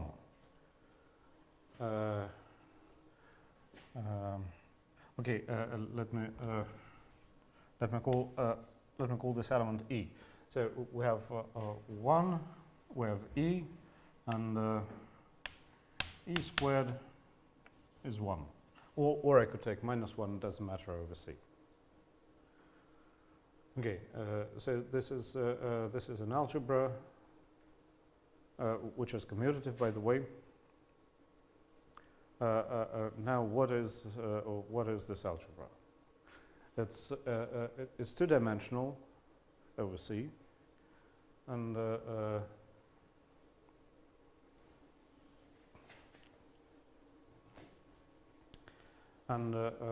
we have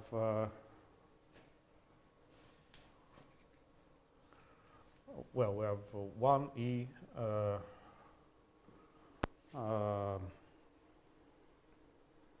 two generators.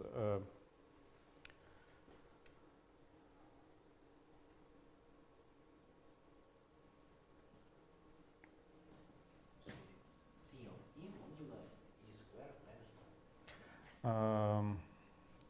Well, yes, one way.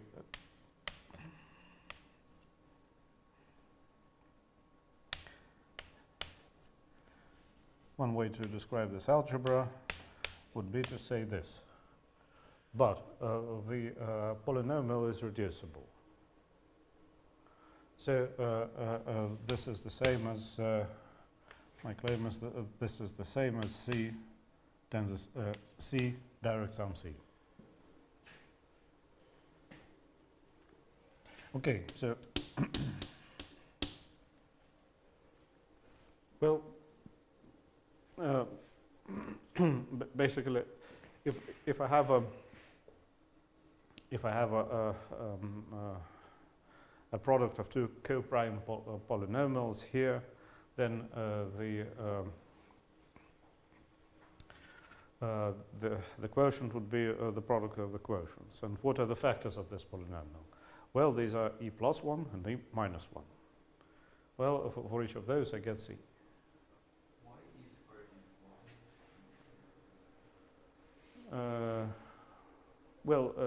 Because let's take the quadratic form q equal to q of x equals minus x squared. We could take any form over C, and then we get this. So you fixed your quadratic form. It's not for any form. The q is fixed here. It's not. Yes, we take any form over C. We're allowed to. They're all isomorphic. Okay. Now, well, this was n equal 1. What about n equal 2?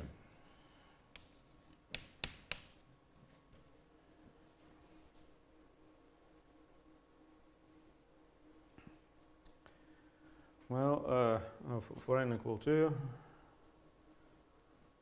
The answer is more complicated, but at least we know the dimension. What's the dimension?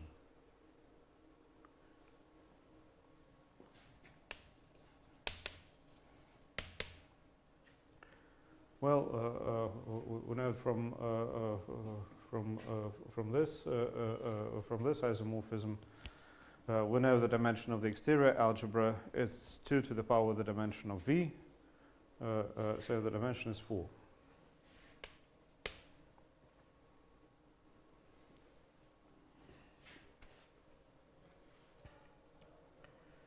And my claim out here, we get 2 by 2 matrices.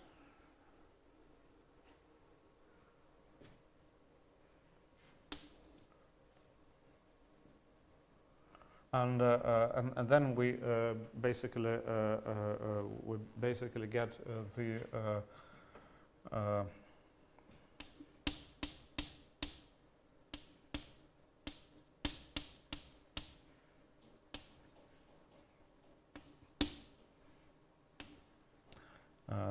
Okay, we get the periodicity.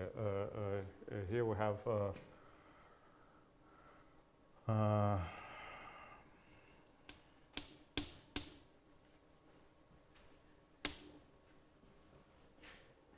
here we have the 4x4 matrices. Then we get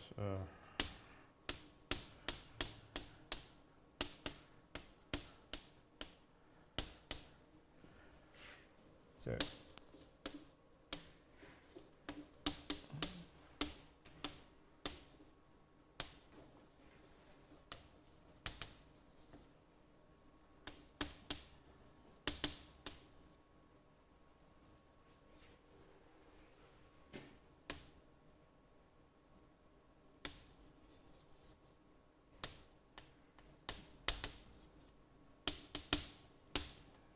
So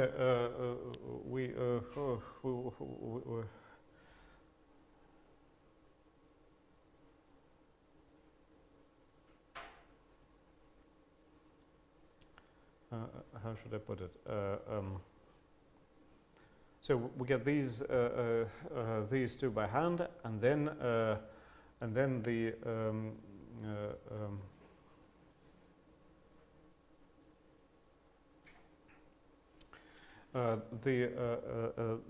the next one is 2x2 matrices from the 2 steps before.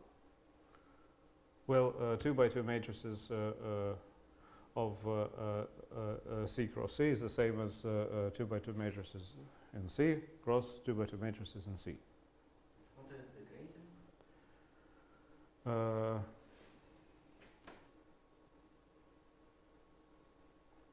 Don't know. Well, it's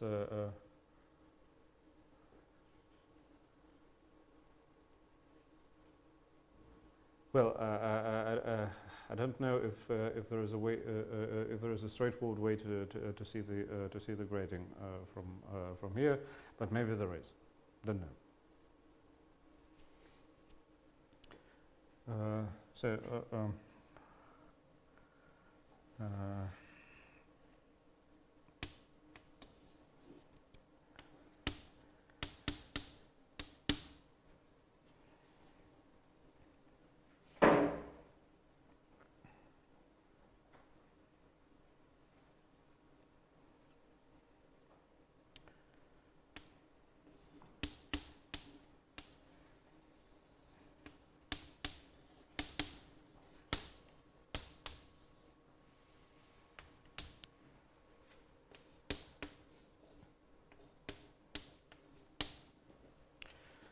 In other words, CL I plus 2 is 2x2 matrices of CL of I. Okay, so this is the classification in the complex case. Now let me try to write down the classification in the real case, and this time it's more complicated, more interesting, and I don't remember it, so I'll just copy it from the book.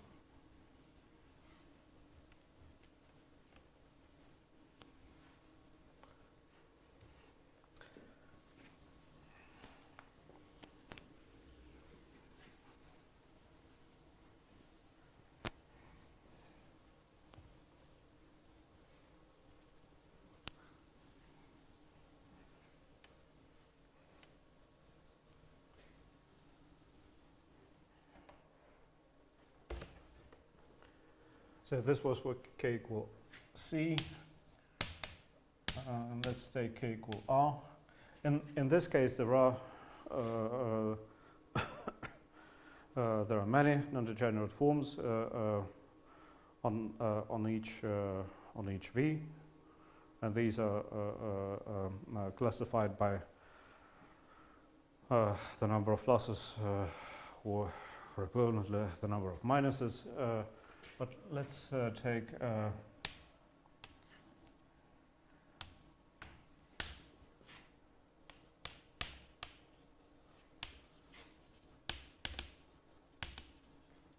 let's take the form. Let's take the positive definite form. This is the only case where we will need in this seminar. Again.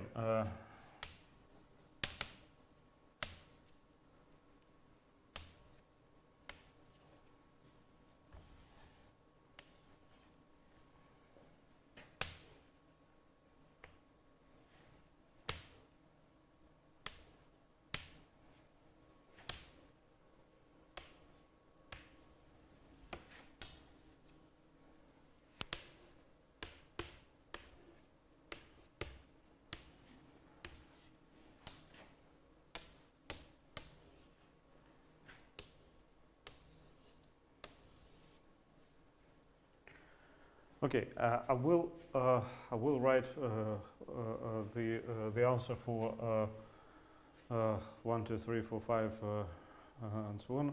And well, by the way, the case when the dimension is 0. Well, let's include it as well. Well, obviously, in this case, the Clifford algebra becomes just the field itself, but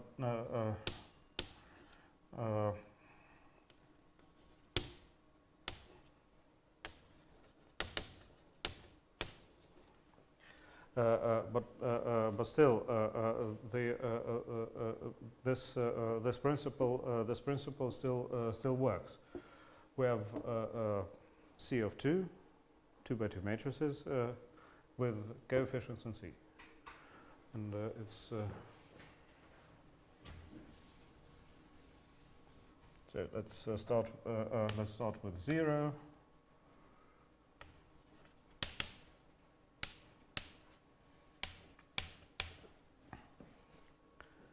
And we have R here. Well, maybe we're able to calculate the answer here.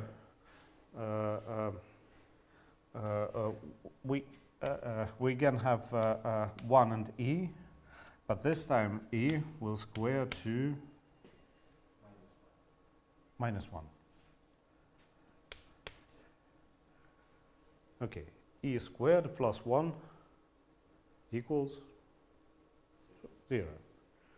So here we have C. Okay. And a spoiler, here we will have R of 16.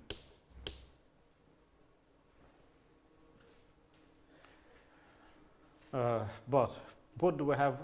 Well, which means matrix is 16 by 16. But what do we have in between? I don't remember. Let's check it.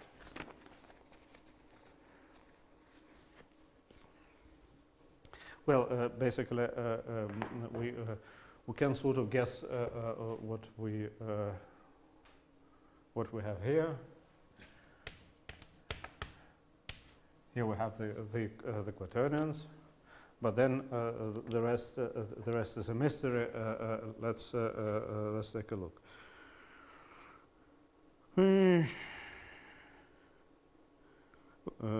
Let's take a look.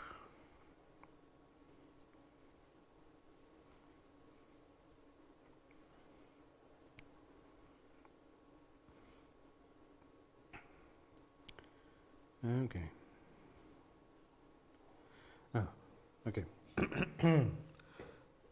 Okay, so here we have H plus H for some reason. Here we have H of 2. Because why not? C of 4. So the dimension is as before 2 to the power 2 to the nth, yes. Over R. So here we have blah blah blah blah blah. CO4 R of 8, because why not? R of 8 plus R of 8.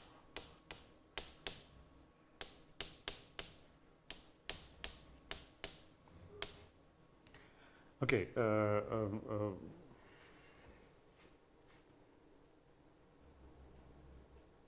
Oh, by the way, let me to be consistent with the previous notation. Let me just let me put a cross here instead of a plus.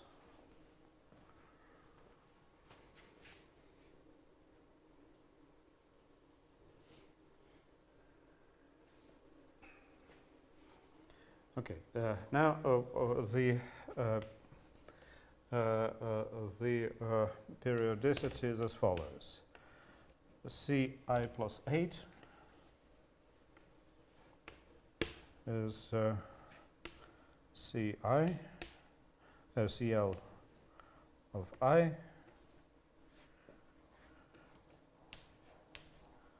matrix is 16 by 16.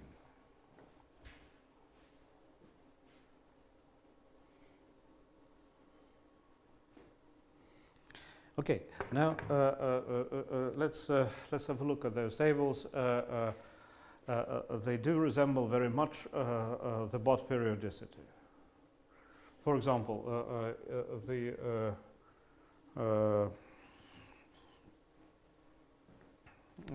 homotopy groups of BU are 2 periodic. The homotopy groups of BO are 4 periodic, and one wonders whether or not this is related. This fact is related to the classification of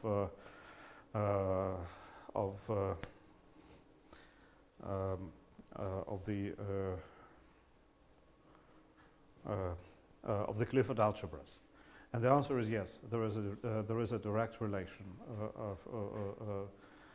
between this classification and the periodicity theorem.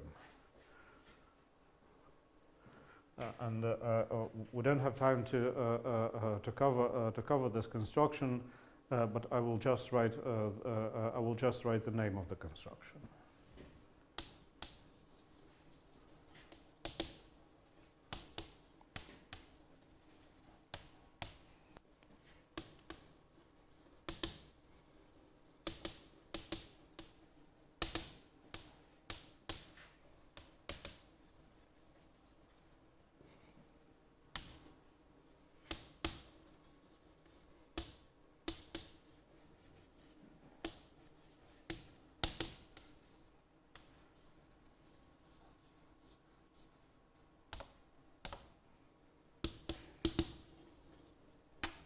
And the name is Atiyah Bott Shapiro. That's the name of the construction. And this construction gives one elements in the homotopy groups of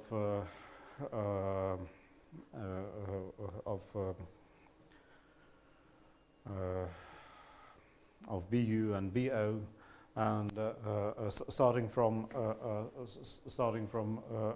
Clifford algebras. Let's not go into this now, but well, in case you're interested, there's this construction. Okay, so we now have a classification theorem for Clifford algebras, at least over R and C. There is a similar classification for Q, not necessarily positive definite, and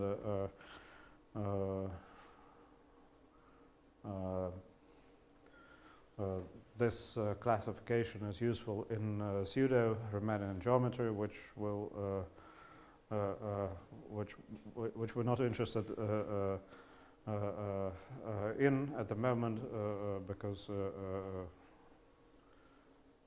not because it's not interesting, but because we have other things to worry about. Anyway, there is this classification. Now, as we can see from this table and also from this table, each of those algebras has a relatively large group of invertible elements. Well, for example, well, this is a field. This is a field. Well, this is a skew field. So all elements apart from 0 are invertible. Well, this is not really a field, but still there are quite a few invertible elements, and so on and so forth. For example, this is definitely not a field, but the group of invertible elements is very large. Okay, now we want to construct two interesting subgroups of the group of invertible elements.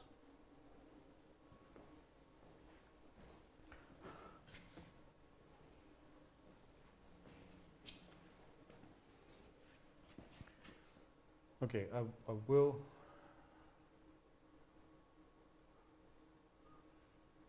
Okay, let's.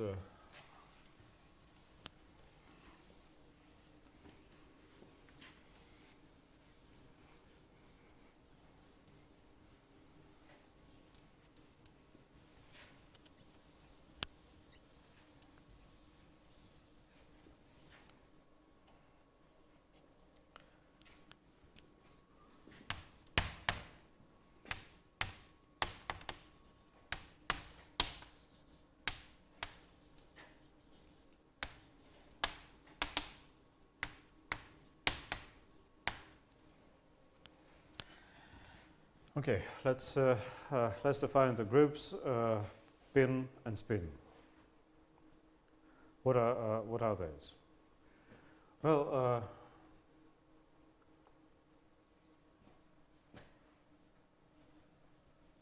let's start with the pin.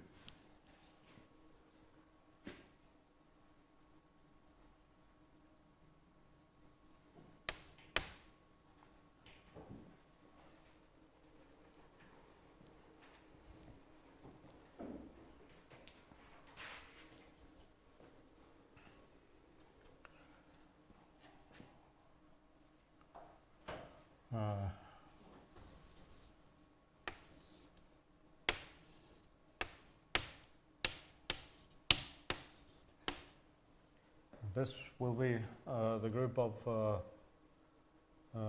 invertible elements of the Clifford algebra generated by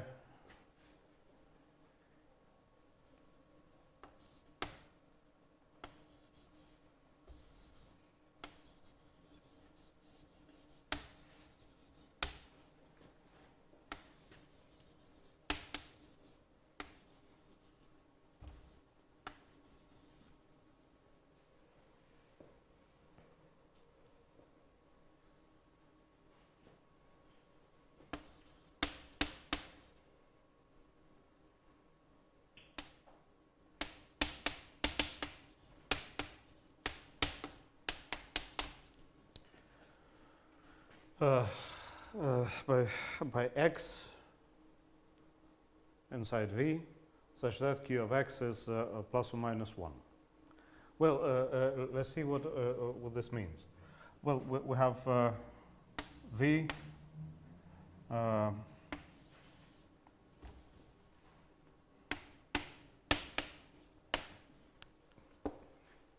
as a vector space. V's inside V can be viewed as a subspace of the Clifford algebra, and if we have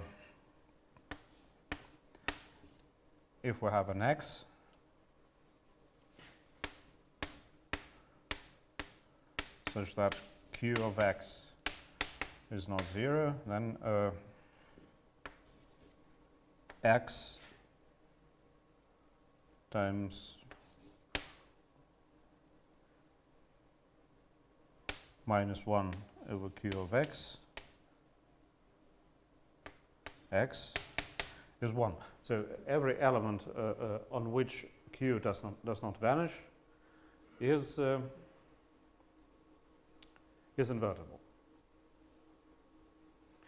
And in particular, I can consider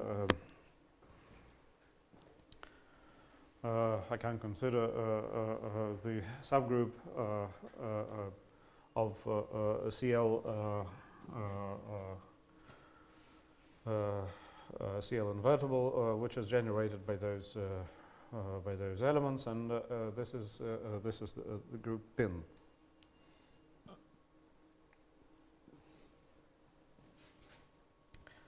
Now, what is spin? Well, there is some relation to physics. Electrons, protons, and so on. Some of them have spin, and so on. I will not comment on this. Don't know too much. Anyway,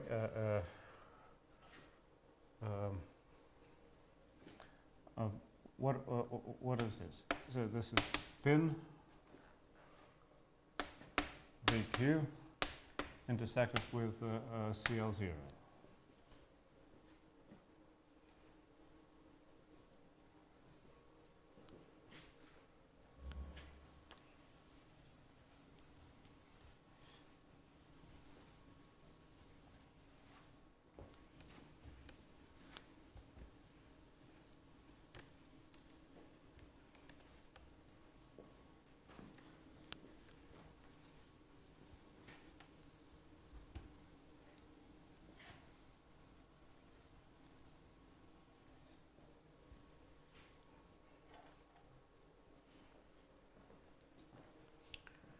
Or equivalently,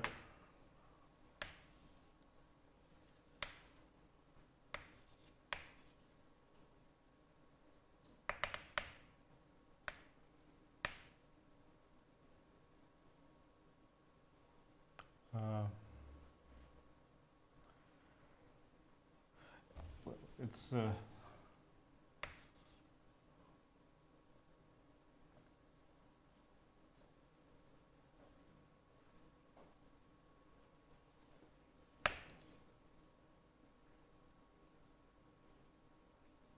is the subgroup generated by xy inside V, Q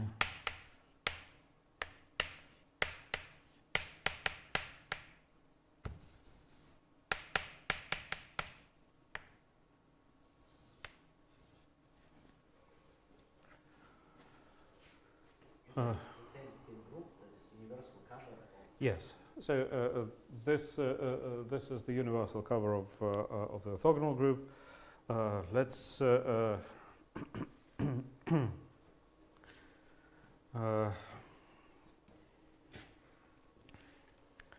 let's see if I remember how to construct the map.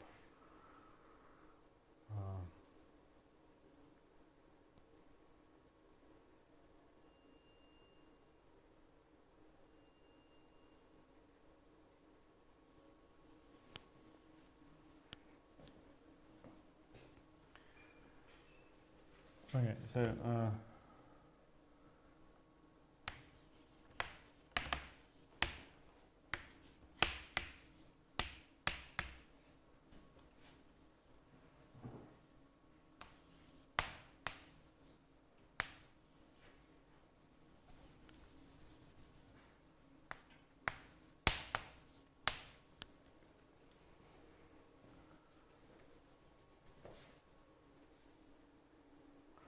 So we have indeed a map from spin to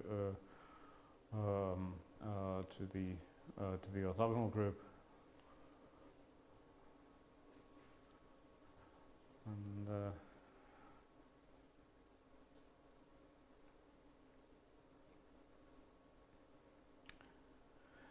well, I don't quite remember how to construct this map.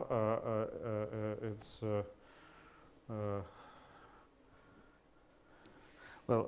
Let me look it up.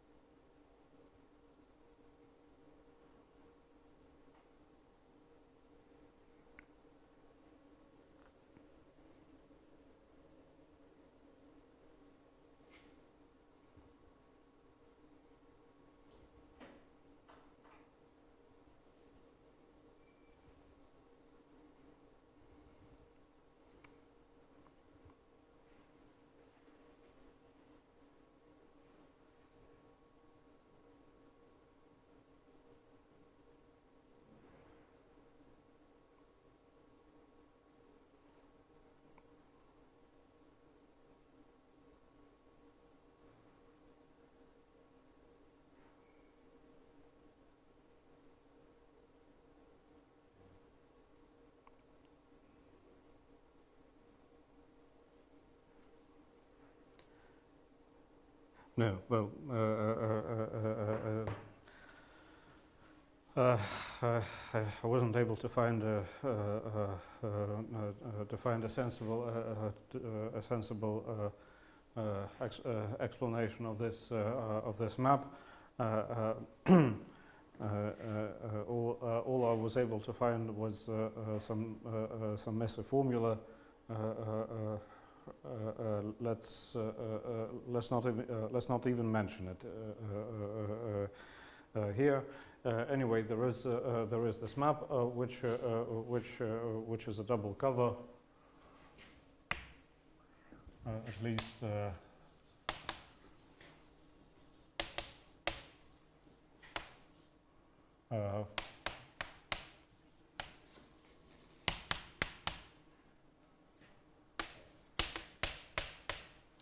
For Q, a positive definite form over R. Again, it's not a massively difficult thing to construct, and I think it's either in the problem sheet on Clifford algebras or of similar difficulty. Anyway, this map is a double cover. It's it's almost always a universal cover, but in the case when Q is positive definite, but except when the dimension is 2.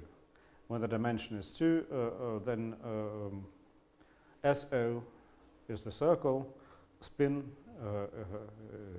is also a circle, but the map is a double cover. Okay, now what do we do with all this? Let's see.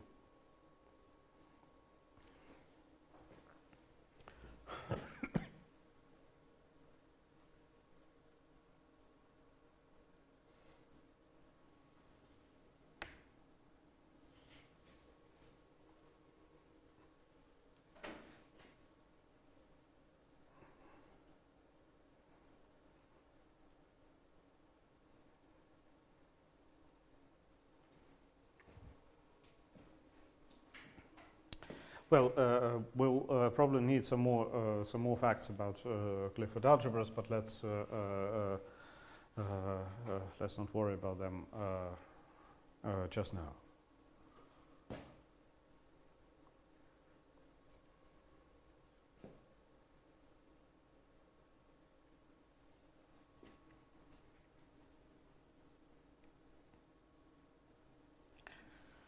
Okay, now we want to define we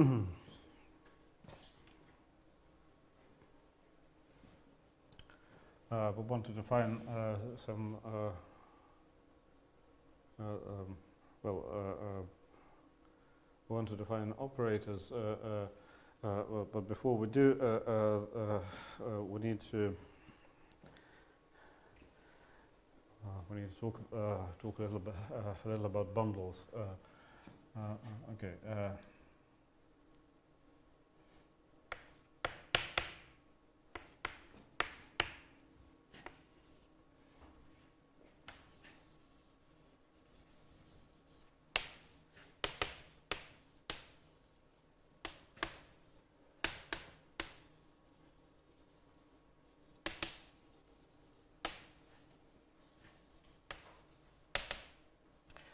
Well, suppose we have a bundle with a Riemannian metric.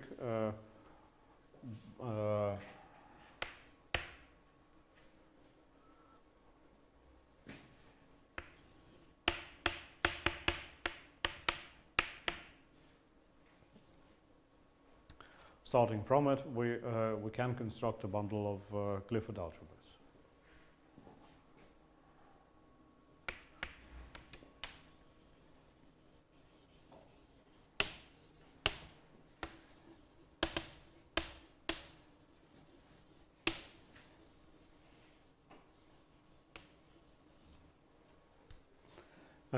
Well, what is this bundle?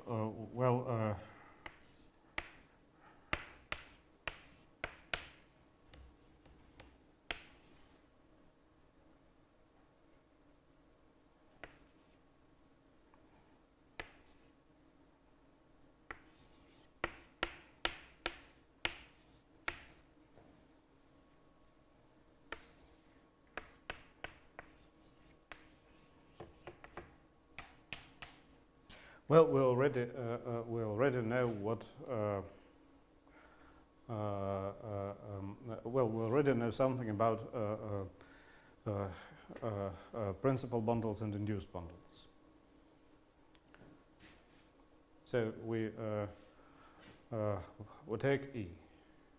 E is obtained from some principal ON bundle.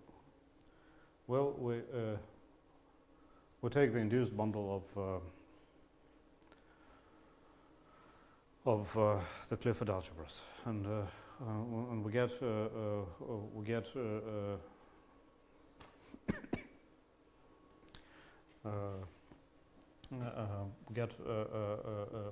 a bundle which would denote CL of E.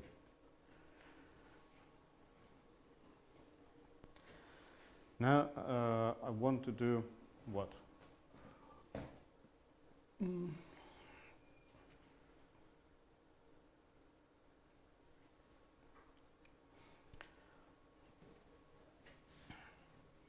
Okay, suppose I have. Suppose now I have.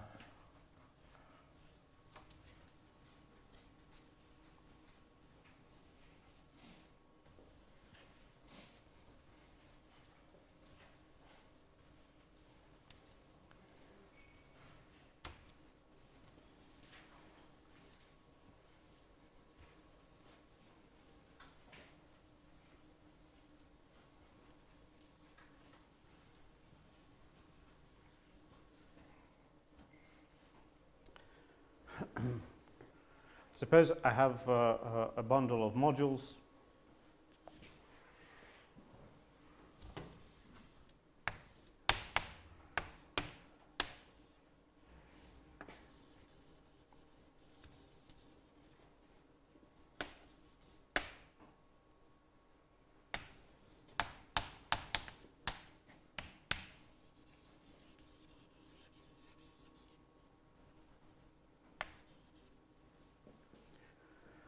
And now I want to define the Dirac operator.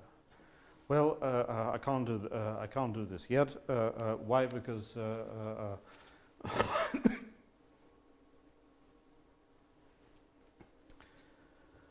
in order to have the Dirac operator, I need connections. Вопрос. Расслоение алгебры Клиффорда связано с пучком алгебры Клиффорда? Можно такое сделать? Что такое? Значит, ну можно, смотрите, можно взять расслоение, пропучкизовать его. Значит, получится пучок. Значит, дальше, ну, когда мы пучкизуем, там спрашивается, мы пучкизуем сечение какого сорта. Там, ну, когда у нас x просто гладкое, мы ничего кроме гладких сечений пучкизовать не можем.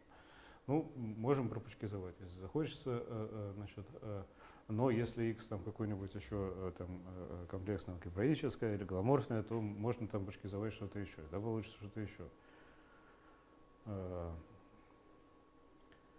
общем, пока я значит, не очень понимаю, в каком случае вот там, то есть, ну хорошо, можно определить пучок алгебры Клиффорда, значит, а к чему это, значит, к чему это нас приведет? Вот давайте подумаем.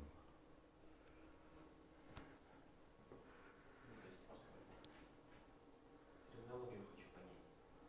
То есть расслоение чего? Значит, векторное расслоение, тогда это bundle of vector spaces. Да. So if I erase CL, I get back my original bundle. But the group O then also acts on many things. Yes, I forgot to say, but it's more or less straightforward from the construction. Every automorphism of the quadratic form induces an automorphism of the Clifford algebra. Okay, so On acts on CL of Rn by automorphisms. So this product makes sense.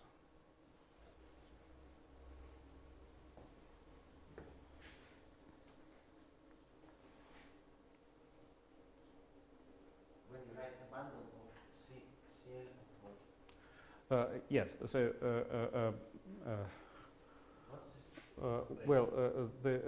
this CL of E modules. Well, this means that we have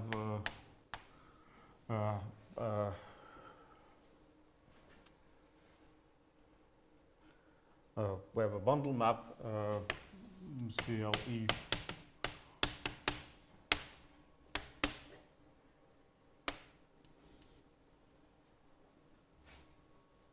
This means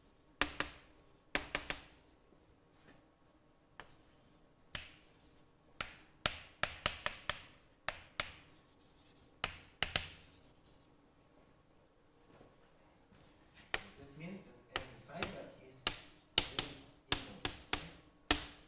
equal. Well, this means that every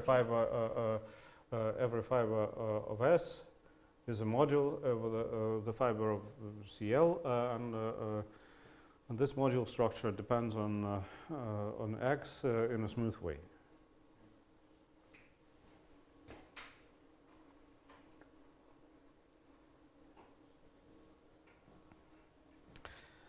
Now we need connections. The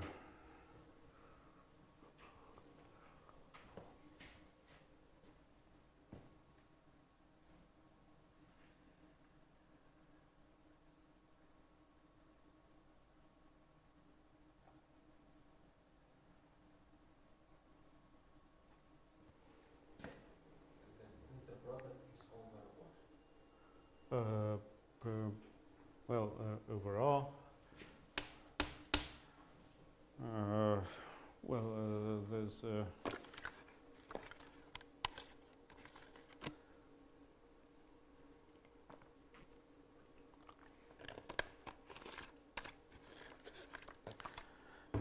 Anyway, so we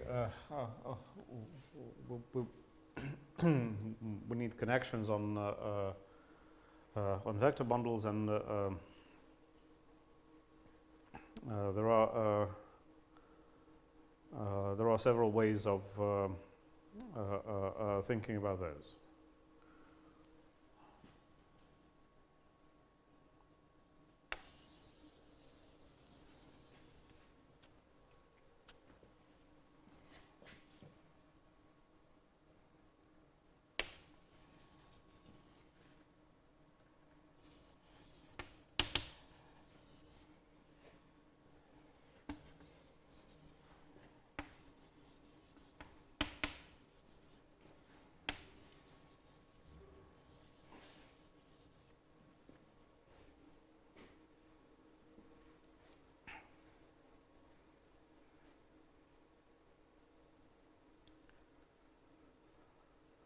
Well,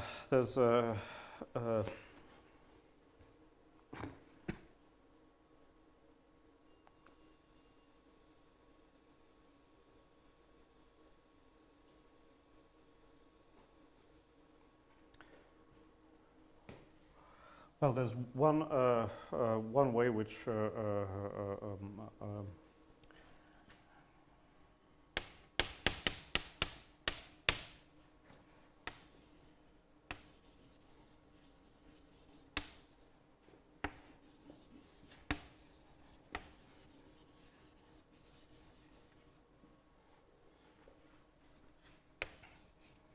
which we should mention, because after all we're supposed to be talking about differential operators. So this in this version, a connection will manifestly be a differential operator. Okay, so we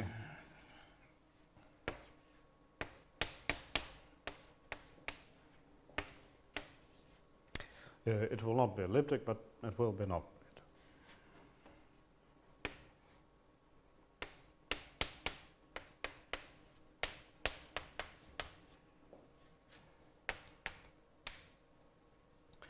So a connection is an operator from E to E times the cotangent bundle, such that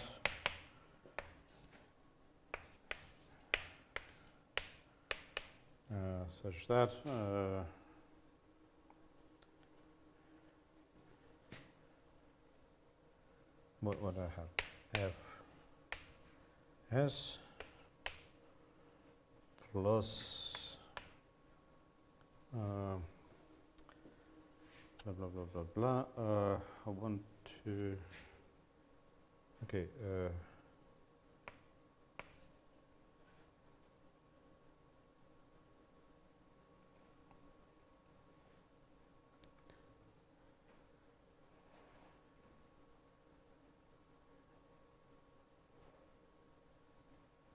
Okay. Let me.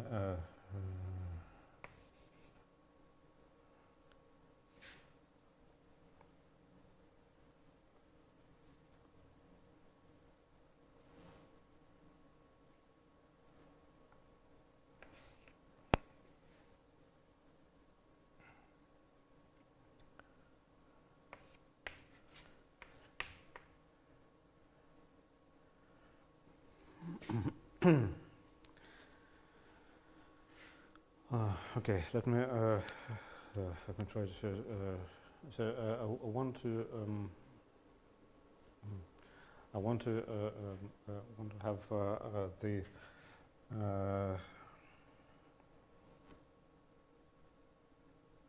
df tensor.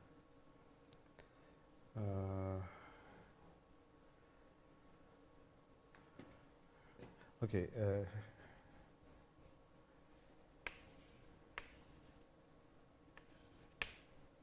Okay. So it does. Let's see.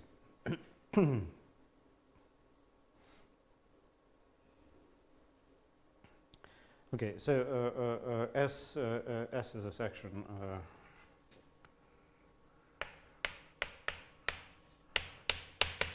V, and we want this operator to have this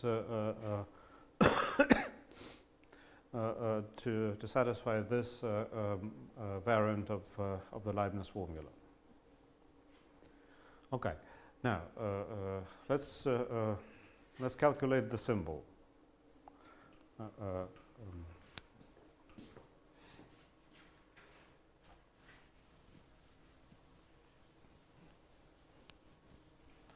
Or more precisely, the one symbol.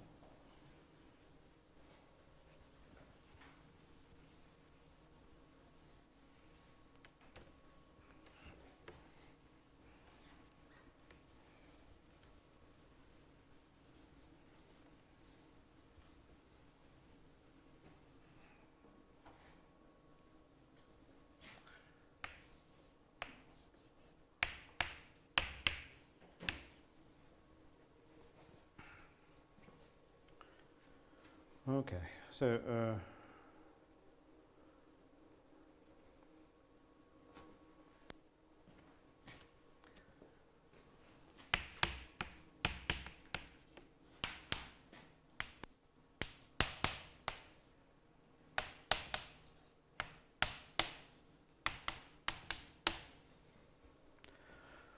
well, the one symbol will be a map from EX to EX turns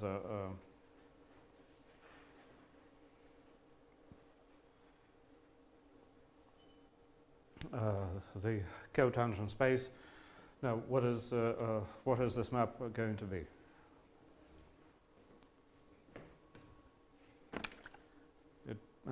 It should depend on psi.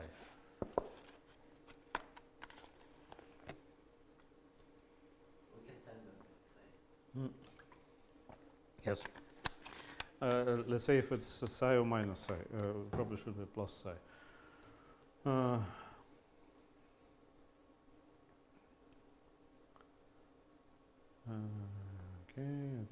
Okay. Yes. So. I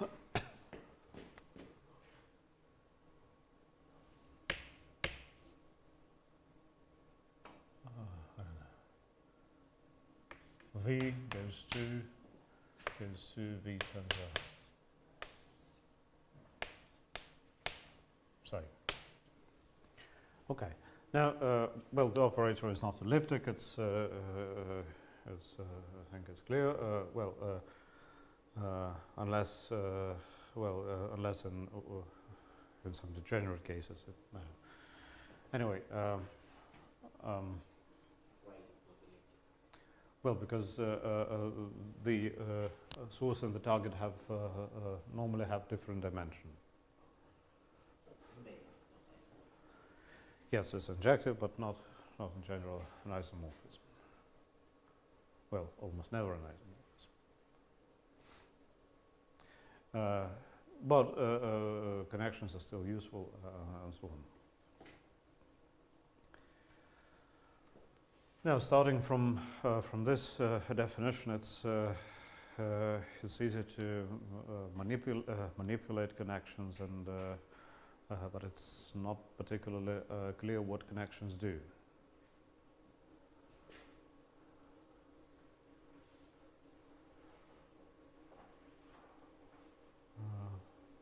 And we need to we need to understand what connections do, because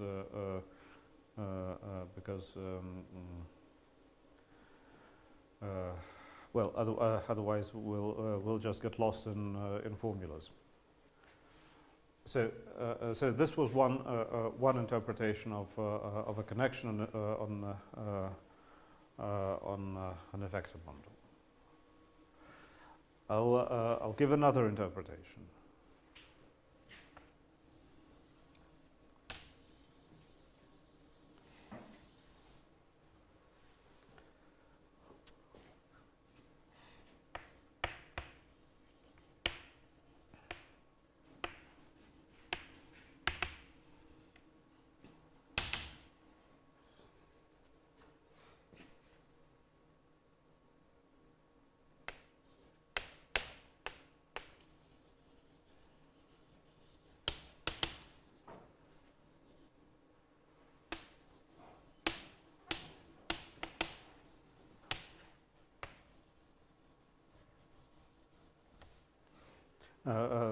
This other interpretation would work for basically not just vector bundles but fiber bundles with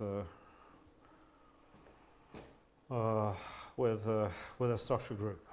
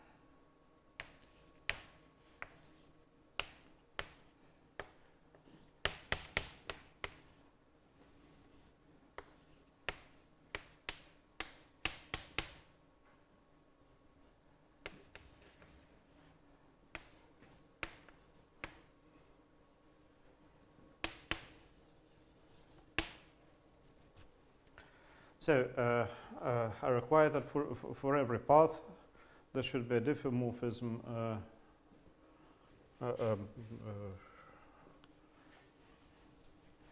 for every smooth path.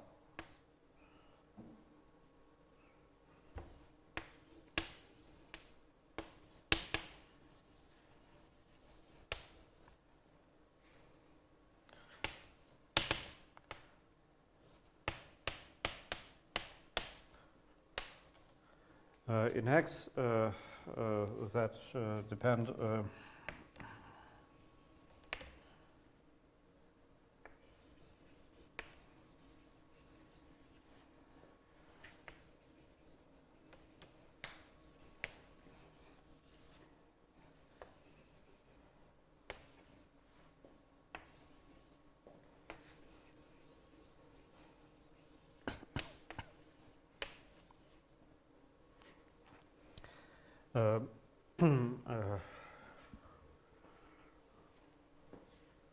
well, let me raise an S here.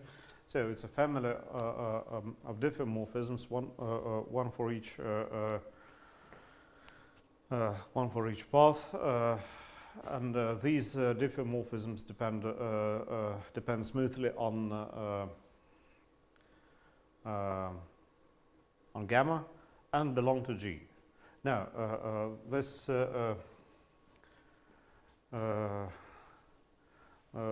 definition is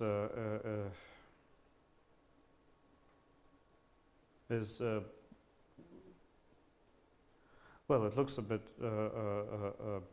suspect. What is a family of diffeomorphisms? Well, okay, it's a collection of diffeomorphisms, one for each path. But what does it mean that the family depends smoothly on gamma? Well, let's clarify this.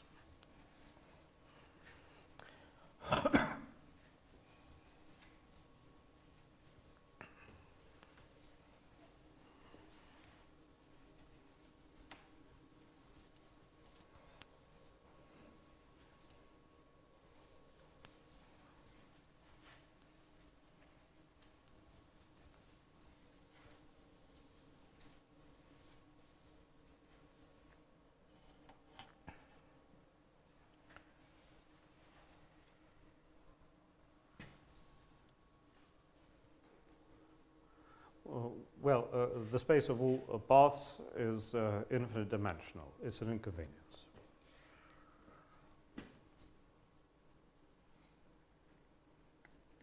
So,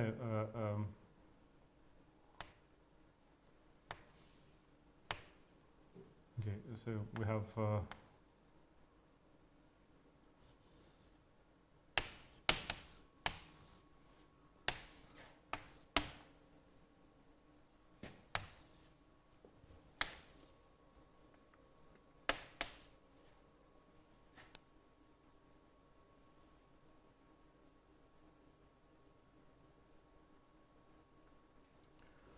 we have a map from the space of all paths to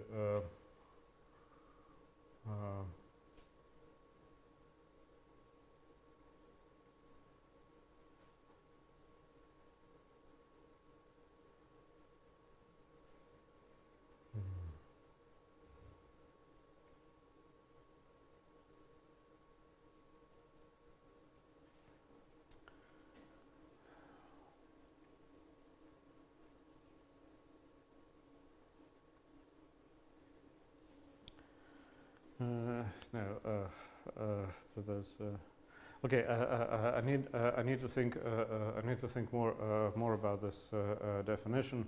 Let's do this. Let's do this on Saturday. So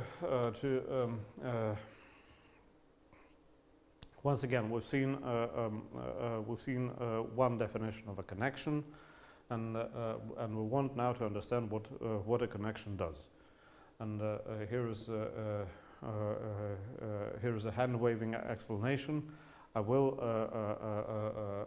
explain all this in more detail on Saturday. And then on Saturday we'll define the Dirac operator using connections on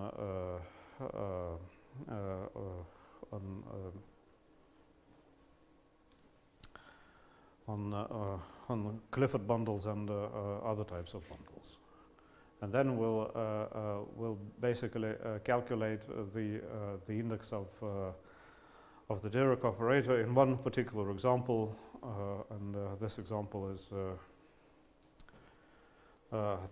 is interesting because basically, I want to explain the proof of the Rocklin signature theorem. What does the Rocklin signature theorem say? Well, it says that the signature of a spin of a manifold is divisible by 16, which in particular is interesting because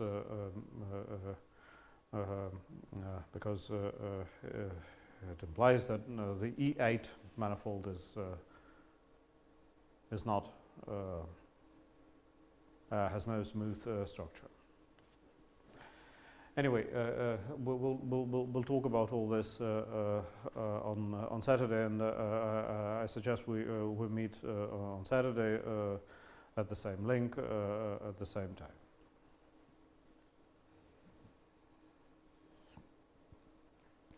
Okay.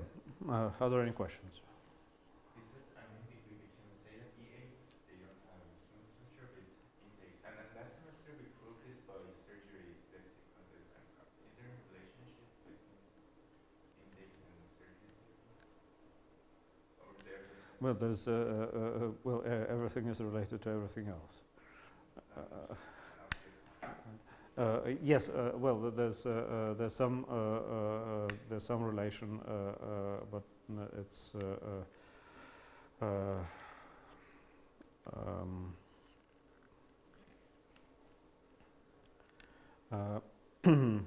well, I don't remember. I don't remember what it is. I don't remember exactly what it is, but it has something to do with. If one manifold is obtained from another using a higher codimension surgery, then the index of something is equal to the index of something else.